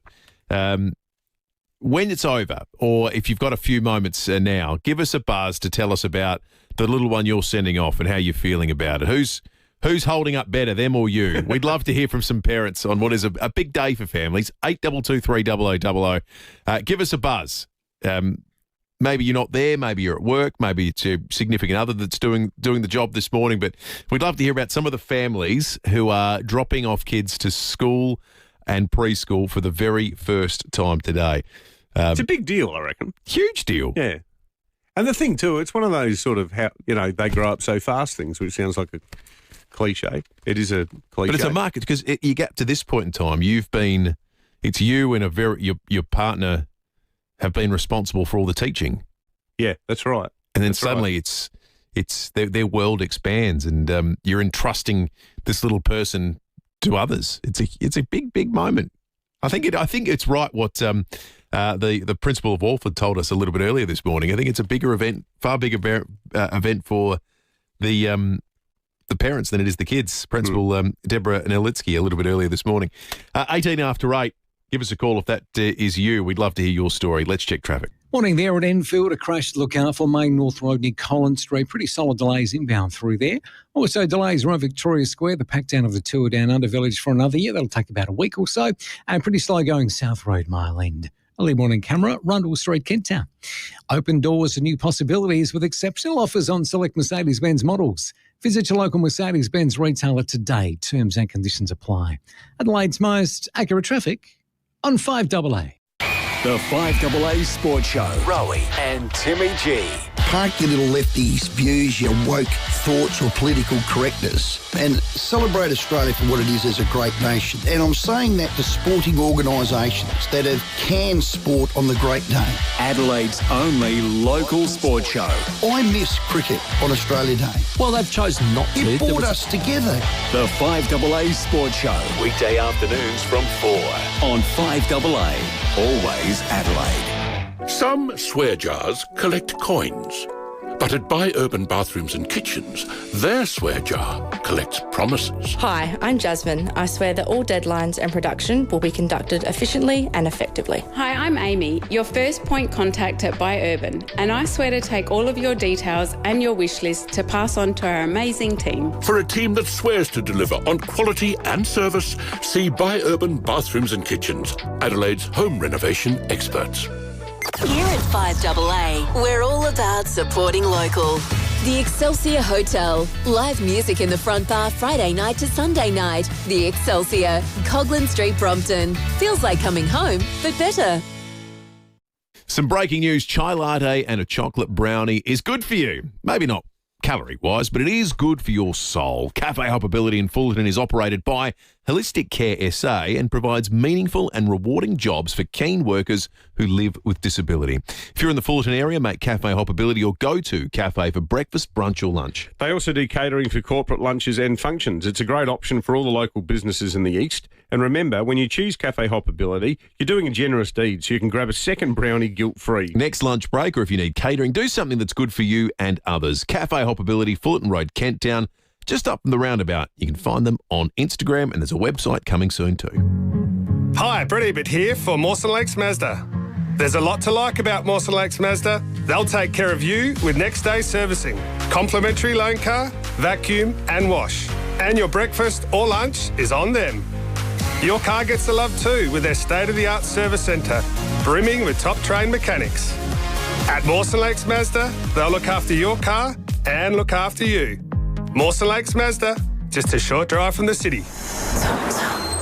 NRG Solar has seen thousands of dodgy solar and battery systems left behind by other companies. So when it comes to batteries, we know what lasts. That's why we only install trusted brands like Sungrow, Franklin, Tesla, SIG, BYD and Enphase. Each chosen for quality you can count on and all backed by local NRG support. Right now, you can save around 30% on a battery with government rebates. Get in touch with us at NRG Solar for zero power bills and total peace of mind. Visit nrgsolar.com.au. Rosanna Mangiarelli here from 7 News. Join me and Will Goodings for Adelaide's leading news hour, 7 News, tonight at 6 o'clock. David Penberthy and Will Goodings, 5AA Breakfast.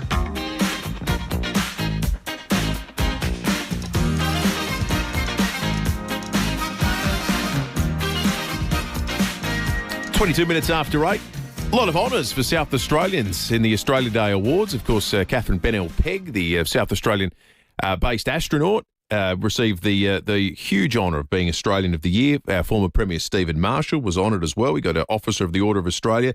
And the state's outgoing Chief Justice, Chris Kourakis, has been awarded the highest honour you can get, the Companion of the Order of Australia, for his eminent service to the judiciary, to the law and legal reform, to social justice, gender equality, and to the Greek community. Chris Kourakis joins us now on 5AA Breakfast, or should I say Chris Kourakis AC. Good morning.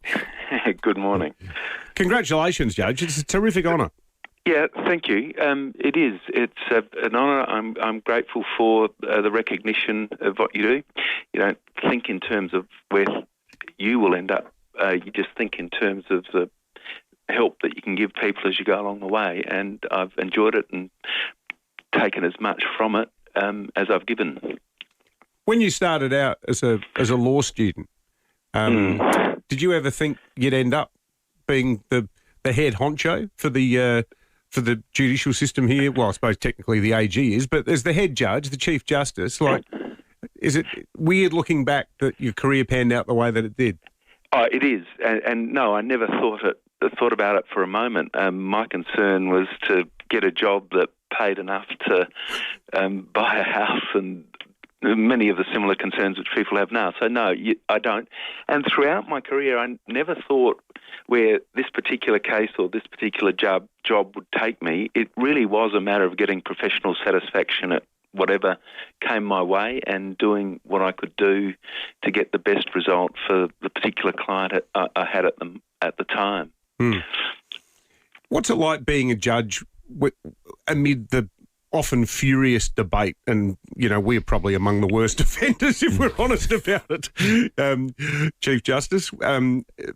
Constant sort of public criticism about length of sentences, Not always, I'd say, because I can remember plenty of times we've been cheering members of some of your colleagues on where we think that they have really thrown the book at somebody. But it's probably but both things are as unfortunate as another. To worry about the criticism you might get or to hope for the praise that you might get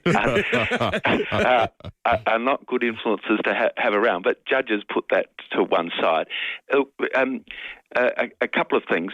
First, I can say from my reading of reports in interstate and being a member of the Council of Chief Justices and talking to other Chief Justices is that South Australia probably has the highest level of sentencing in the country. The other thing I'll say is that there's a misconception that judges come up with a sentence off the top of their head, and it's because subjectively they look at people through rose-coloured glasses or they're naive. And as a general rule, that's just not the case. We really go through a matrix of considerations which we must take into account and come up with the sentence. More often than not, the difficulty is the limits on how long you can send someone away for, really, unless you just want to have a penal colony of some sorts or other. But I welcome the debate. I think it's important. Obviously, the safety of the community is the first concern. I just wish there was some more interest in how we could get access to justice for working people in their civil disputes, because many more people are affected by that than crime, I suspect. That is, not being able to get redress when they're done a wrong, when they have a building dispute, white goods breaking down on them, cars. These are the things where working people would really like to be able to have cost-effective remedies instead of being too scared to go to court. Have you lent any thought to how many more generations of Chief Justice we might get before we are ultimately judged by Judge GPT? Our Chief Justices have had really good longevity in the job, actually. We haven't had many at all. But no, there won't be. AI cannot imagine a better world. It can't imagine a better way of doing things. It really reproduces in a really efficient way and summarises the past, but it can't give us the world which we want, which the justice which people expect, because that changes all the time depending on how your community and your society, your economy is organised. We mentioned at the start your Greek heritage Chief Justice. I think you were the first Greek Aussie to be appointed a Chief Justice in Australia.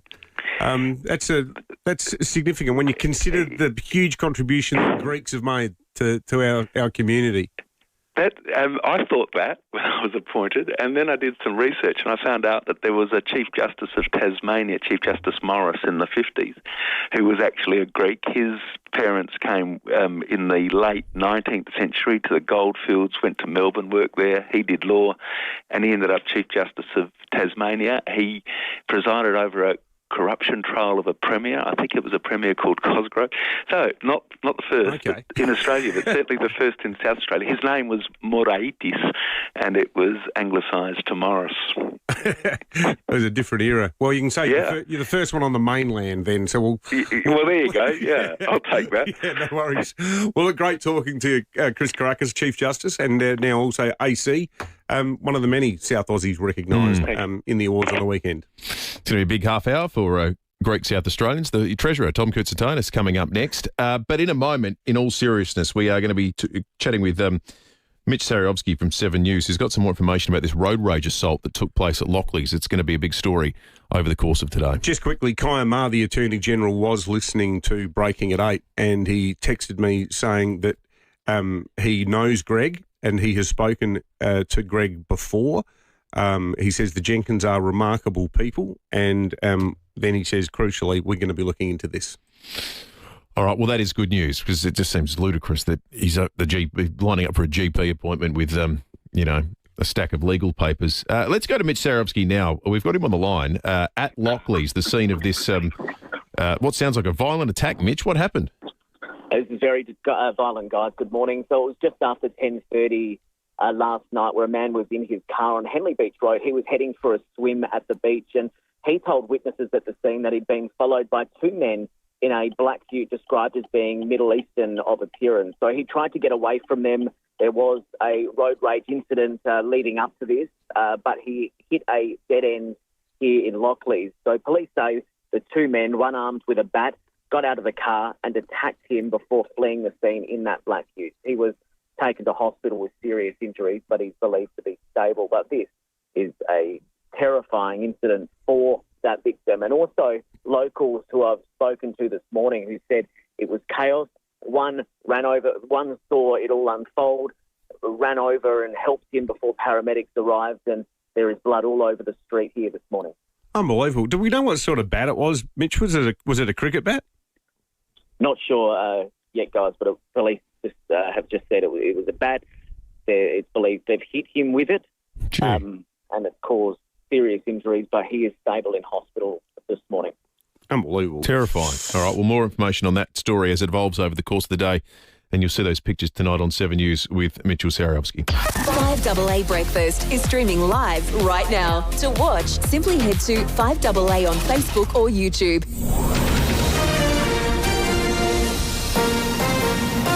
This is 5AA News. Always Adelaide. Sunny and 41 today with the 8:30 news. I'm Mel Usher.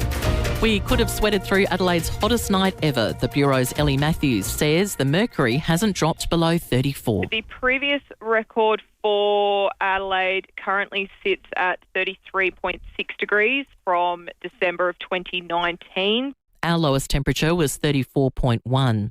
Yesterday was Adelaide's hottest Australia Day ever, the temperature hitting 44. With 41 forecast today, Ray Jackson from the CFS says fire bans are in place across SA, with many districts rated as extreme. Eastern Eyre Peninsula, Mid-North, Mount Lofty Ranges, York Peninsula, Kangaroo Island, Riverland, Murraylands, Upper South East and the Lower South East. There's been a road rage incident in the western suburbs. A man was assaulted by two men on Rostrata Street at Lockleys last night. Senior Constable Matt Hales says one was armed with a bat. Two men had followed the victim from Henley Beach Road to that area, then left the scene in a black ute with a bull bar and spotlights on the front. Those people involved, those suspects, are believed to be of a Mediterranean or Middle Eastern appearance. The federal government claims the coalition is too focused on themselves. Amid speculation Susan Lee's leadership is under threat. Some Liberal supporters say Andrew Hastie is building support after the Nationals split from the coalition for the second time in less than a year. Cabinet Minister Amanda Rishworth says the government isn't letting the infighting distract them from doing their job. It's a matter of chaos over there. I don't know if you can even call it a coalition anymore. It's there's been obviously a nasty divorce.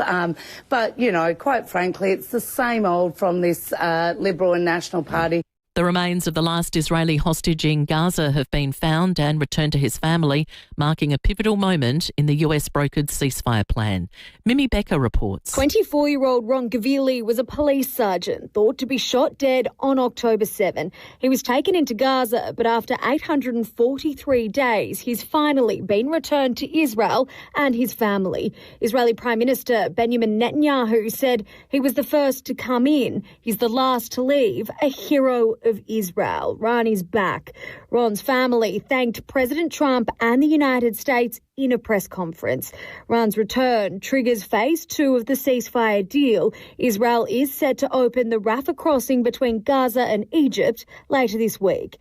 The Eagles played without Joe Walsh at the Sphere over the weekend. He came down with the flu.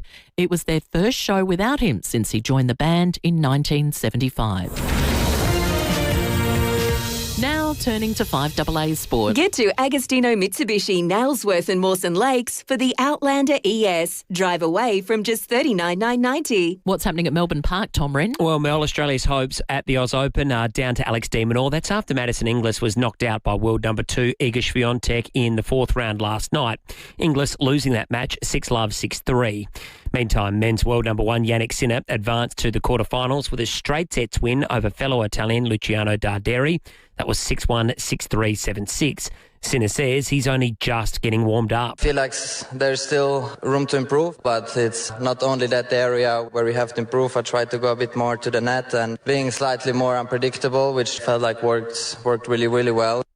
Audio there thanks to 9. Well, the English Premier League match between Everton and Leeds has finished in a 1-1 draw. The visitors took the lead in the first half, but the Toffees hit back with just under 15 minutes to play. Good ball! Oh, brilliant! Tiano Barry levels for Everton. His hot streak continues with an ice-cold finish to make it 1-1.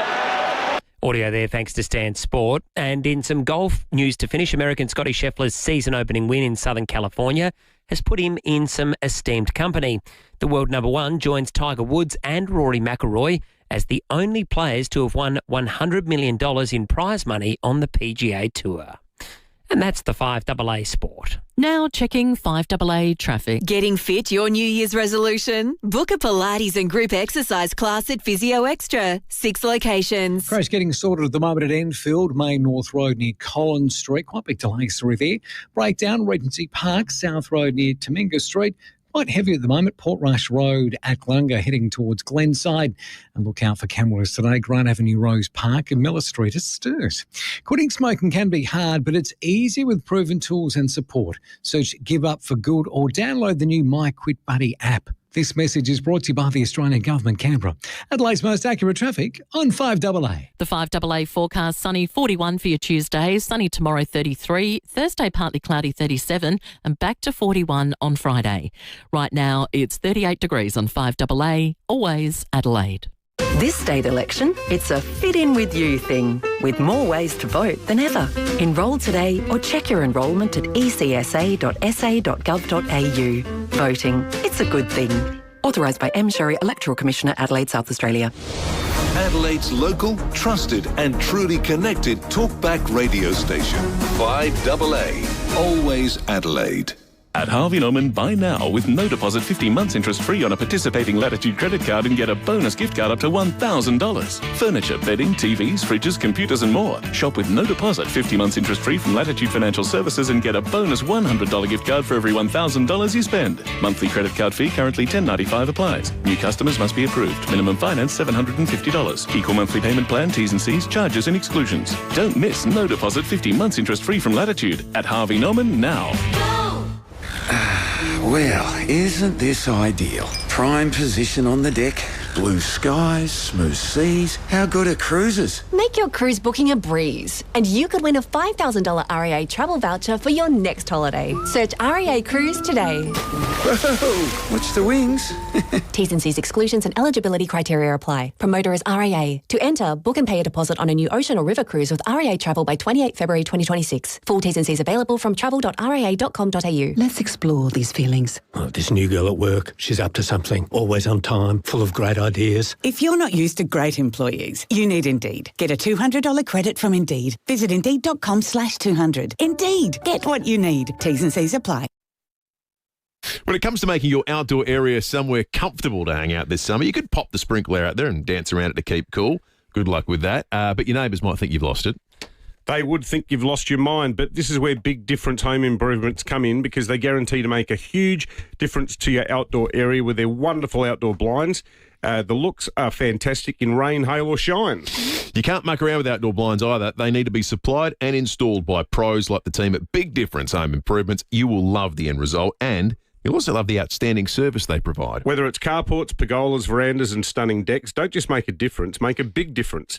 Visit bigdifference.com.au for a free measure and quote or pop into their new showroom at Hendon, right near the West Lakes Mall. A smashed or damaged windscreen can happen in a heartbeat, but it does get worse if you don't go to your local Complete Windscreens to get it fixed. You could be waiting weeks, and look, that's not on. Complete Windscreens has windscreens and glass for all makes and models in stock right now with 15 technicians standing by to get you back on the road. You don't need to wait. Tell your insurance company you want Complete Windscreens on the job, completewindscreens.com.au. Look for the big red koala. 5AA Breakfast. David Penberthy and Will Goodings.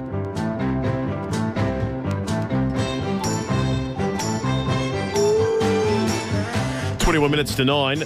Last Friday, in anticipation of one of the hottest weekends ever, hottest Australia Day we've ever had in Adelaide, now the hottest night we've just been through overnight, we asked the Energy Minister and Treasurer Tom Kurtzentonis for some reassurance about how our energy grid would hold up.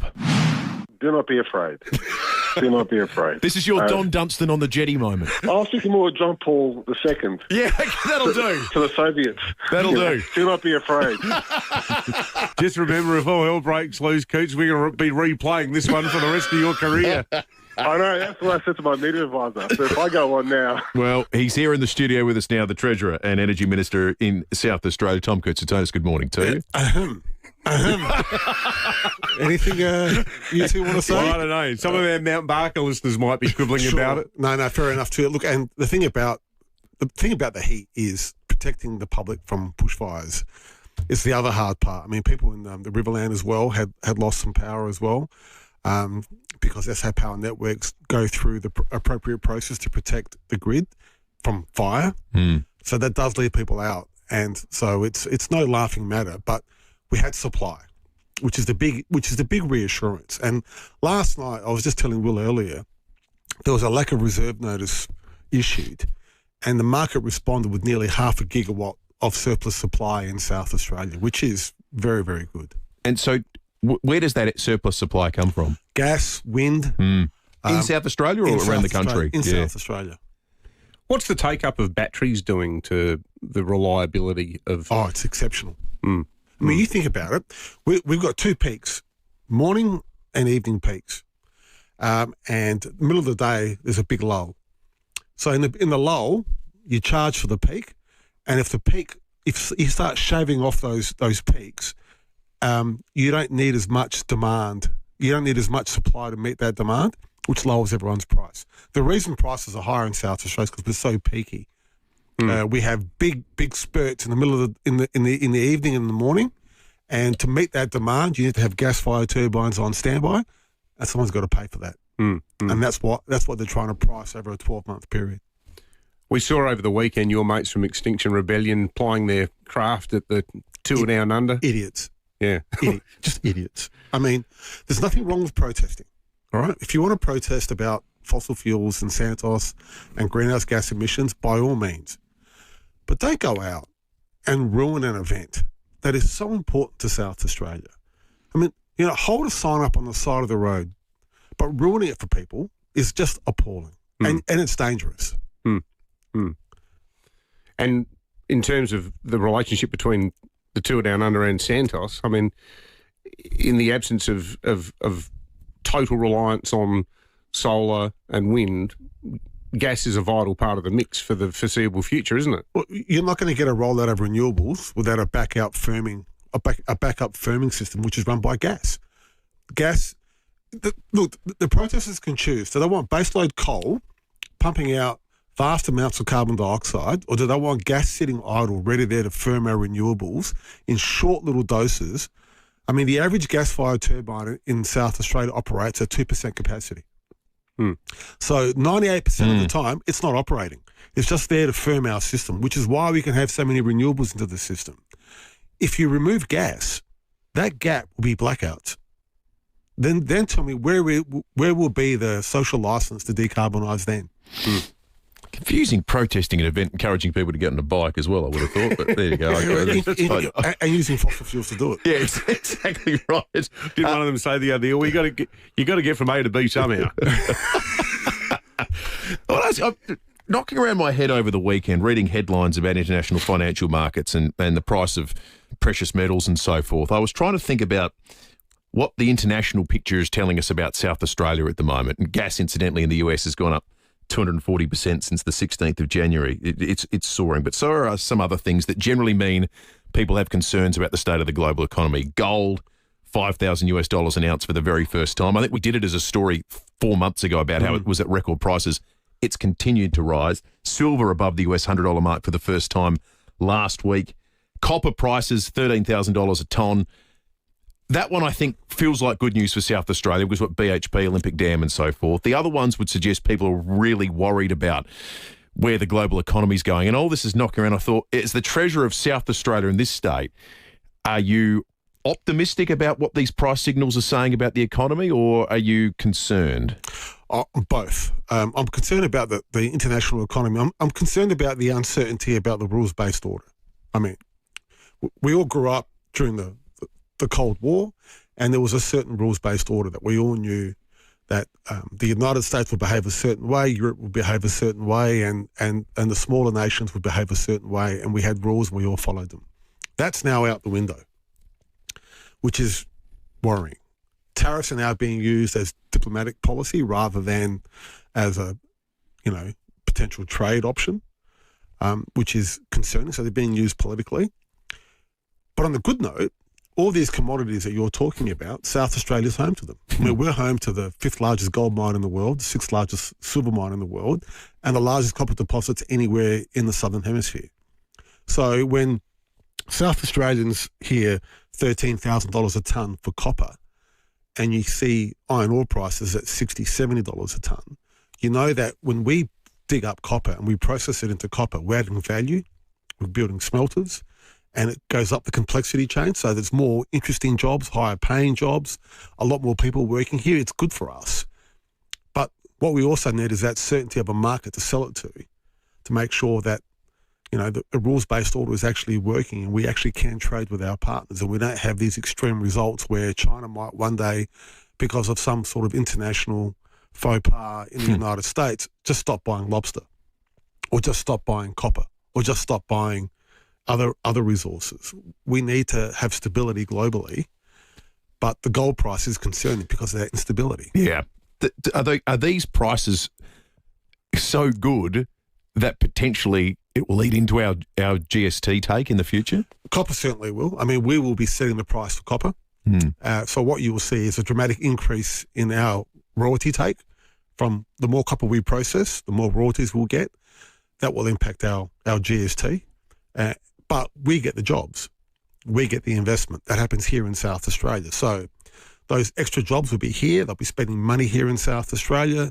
It's good for us. I mean, any state that's a donor state for GST is actually a very, very productive state.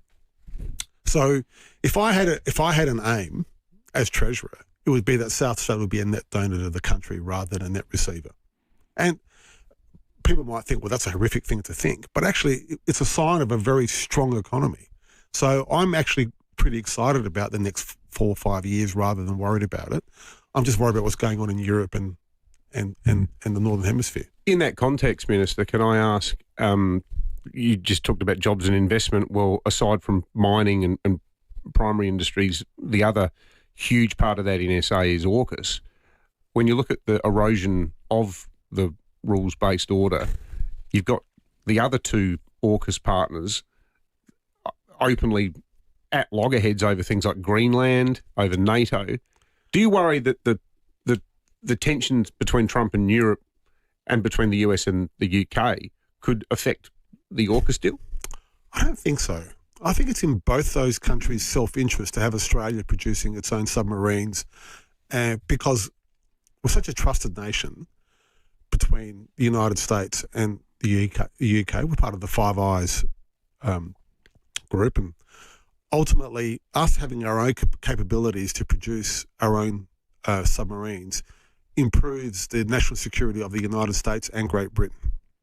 So I don't see, because I think it's in their self-interest as well.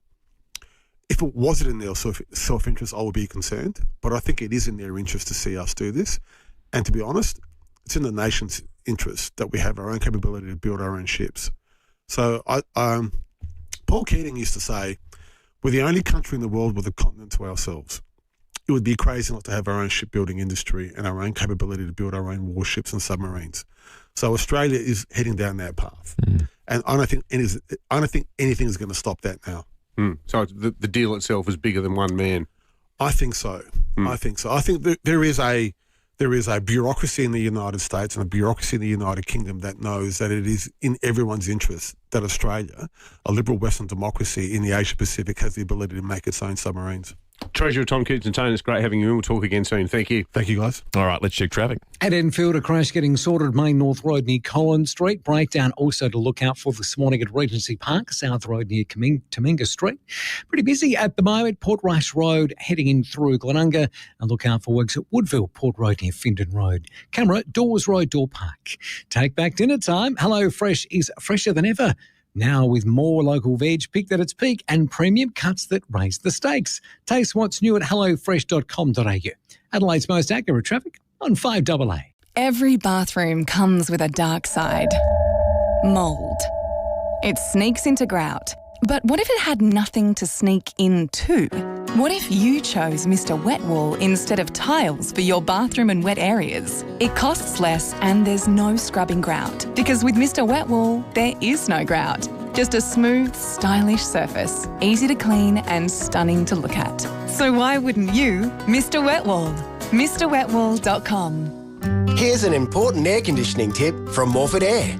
Never give your teenagers control over the aircon remote.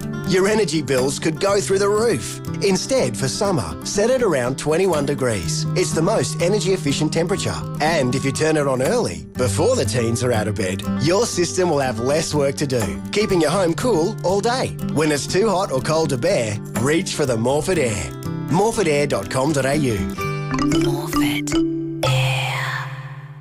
For more than 20 years, Naomi Will Real Estate has built a business almost entirely on referrals. Clients who come back and clients who recommend. And that's because Naomi Will offers something increasingly rare in real estate, an honest, personalised service shaped by experience, not franchise rules. These virtues are reflected in her 2025 Award for Excellence in Community Service by the Real Estate Institute of South Australia. As an independent agency, Naomi Will Real Estate has the flexibility to work where clients need her across Adelaide and regional South Australia while keeping overheads low and value high for vendors and landlords. She's also one of the world's most generous people. A lot of listeners will know her name automatically from the work she does for all of our charity campaigns. Add modern technology, current market insight and a clear understanding of how your property selling has evolved and you get real estate done properly. Yeah, she's a lovely person. Naomi Will Real Estate, experience, independence and results you can trust. Tired of scrolling through countless websites to plan your holiday? At locally owned Spark Travel, our travel experts are just a phone call away, eager to hear your needs and craft the perfect getaway tailored just for you. Reach out today for a chat and let's start planning your holiday together. Look for our travel deals in the Sunday Mail. Spark Travel, where your journey begins with a conversation. King William Street, Adelaide. Phone now 88765121, sparktravel.com.au. This state election, it's a fit in with you thing, with more ways to vote than ever. Enrol today or check your enrolment at ecsa.sa.gov.au. Voting, it's a good thing. Authorised by M. Sherry, Electoral Commissioner, Adelaide, South Australia. If your solar system's been up there for 10 or 15 years, it's probably more than paid for itself. But the truth is, it's not performing like it used to. Now's the perfect time to upgrade with NRG Solar. Today's panels are twice as efficient at a fraction of the cost, and most families see payback in just a few years. Solar and battery rebates make solar more affordable than ever. Get in touch with us at NRG Solar for zero power bills and total peace of mind. Visit nrgsolar.com.au. David Penberthy and Will Goodings, 5AA Breakfast.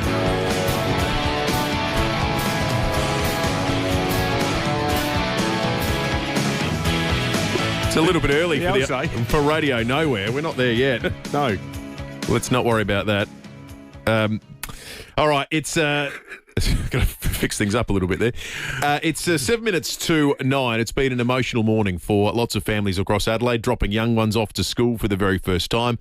Reception and preschool. One of them is our very own Emily Brand, who, along with Paddy, produces the program each and every morning. Not this morning, though, because Em was dropping off her son for the first time. And knowing you, Em, I imagine that was not a tear-free experience. Good morning to you.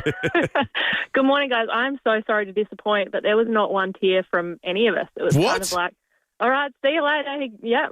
So Max started kindy this morning at the wonderful Meadows Kindy down our local, and got in there. He saw his little best friend from childcare, so they ran off together.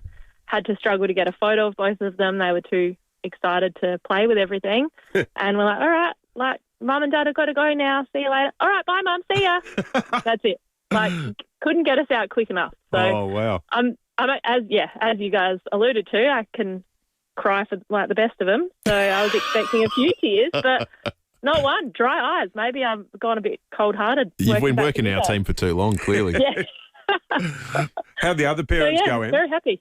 They were fine. I mean, we were there quite early, so maybe some of the ones that held back. Yeah, I think we were just excited to get him out of the house, so we were there pretty early. But I think maybe some of the other ones that were new there, because we've done quite a few visits at the Meadows Kindy, so he kind of knew, the environment, the educators, and where all the cool games and toys and stuff were. So I think that's why he wasn't so nervous. But I'm sure there's a lot of nervous parents out there this morning. Packing the school lunchbox was not a fun thing last night, so I'm going to have to get a little bit better at that, get a bit more variety. But what's the chance you think he's going to eat that lunch? Well, I'm worried he doesn't have enough lunch. This is the issue. So, all weekend, Mum, I'm hungry, like eating me out of house and home, and I've packed one lunchbox, and I'm like, I think for next week we might have to pack two. So, I think if anything, that's going to be the worst part of his day, not having enough food. Do they keep the lunchboxes in the fridge there, Em? The lunchboxes are inside, but we've got, the ice packs and stuff. So I didn't send any yogurt or anything today. I thought that might go a bit gross. But, totally. It's all inside there. Air conditioning was pumping when I went in there, so they're going to have a great day, considering it's going to be 41 in Meadows, I think, today. So crikey. Nice and warm for him, but no tears. I'm sorry to disappoint. The Ice Queen. How about that? You've changed him. It's working with you guys again, I swear. Yeah, it is. You've become hardened. No. We're not hard. I'm a wuss. Oh.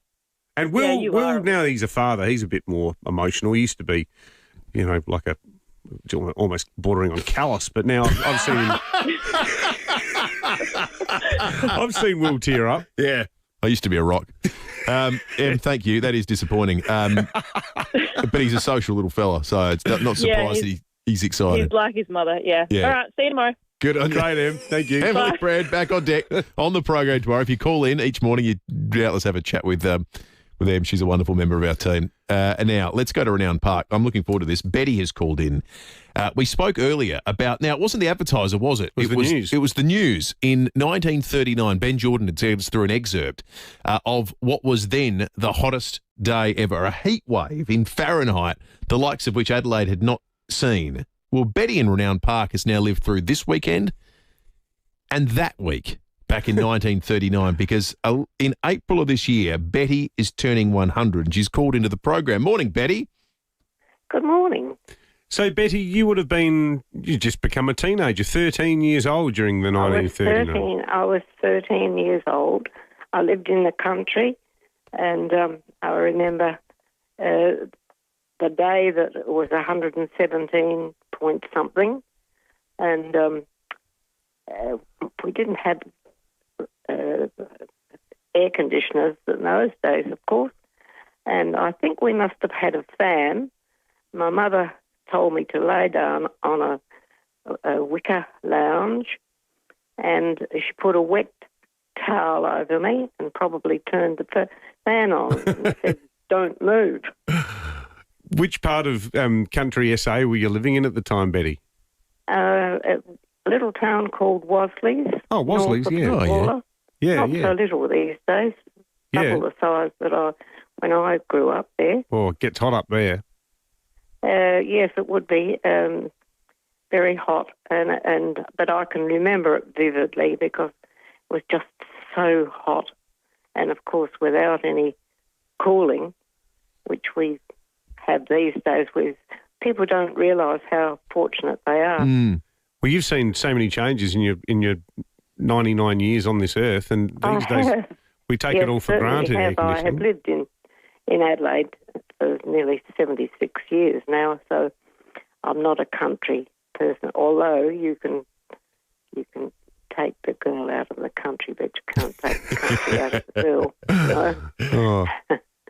Wow, what amazing recollections. 1939 Absolutely. Mm. would have been a troubling time to be alive, and being 13, you would have been very well aware of the impending war.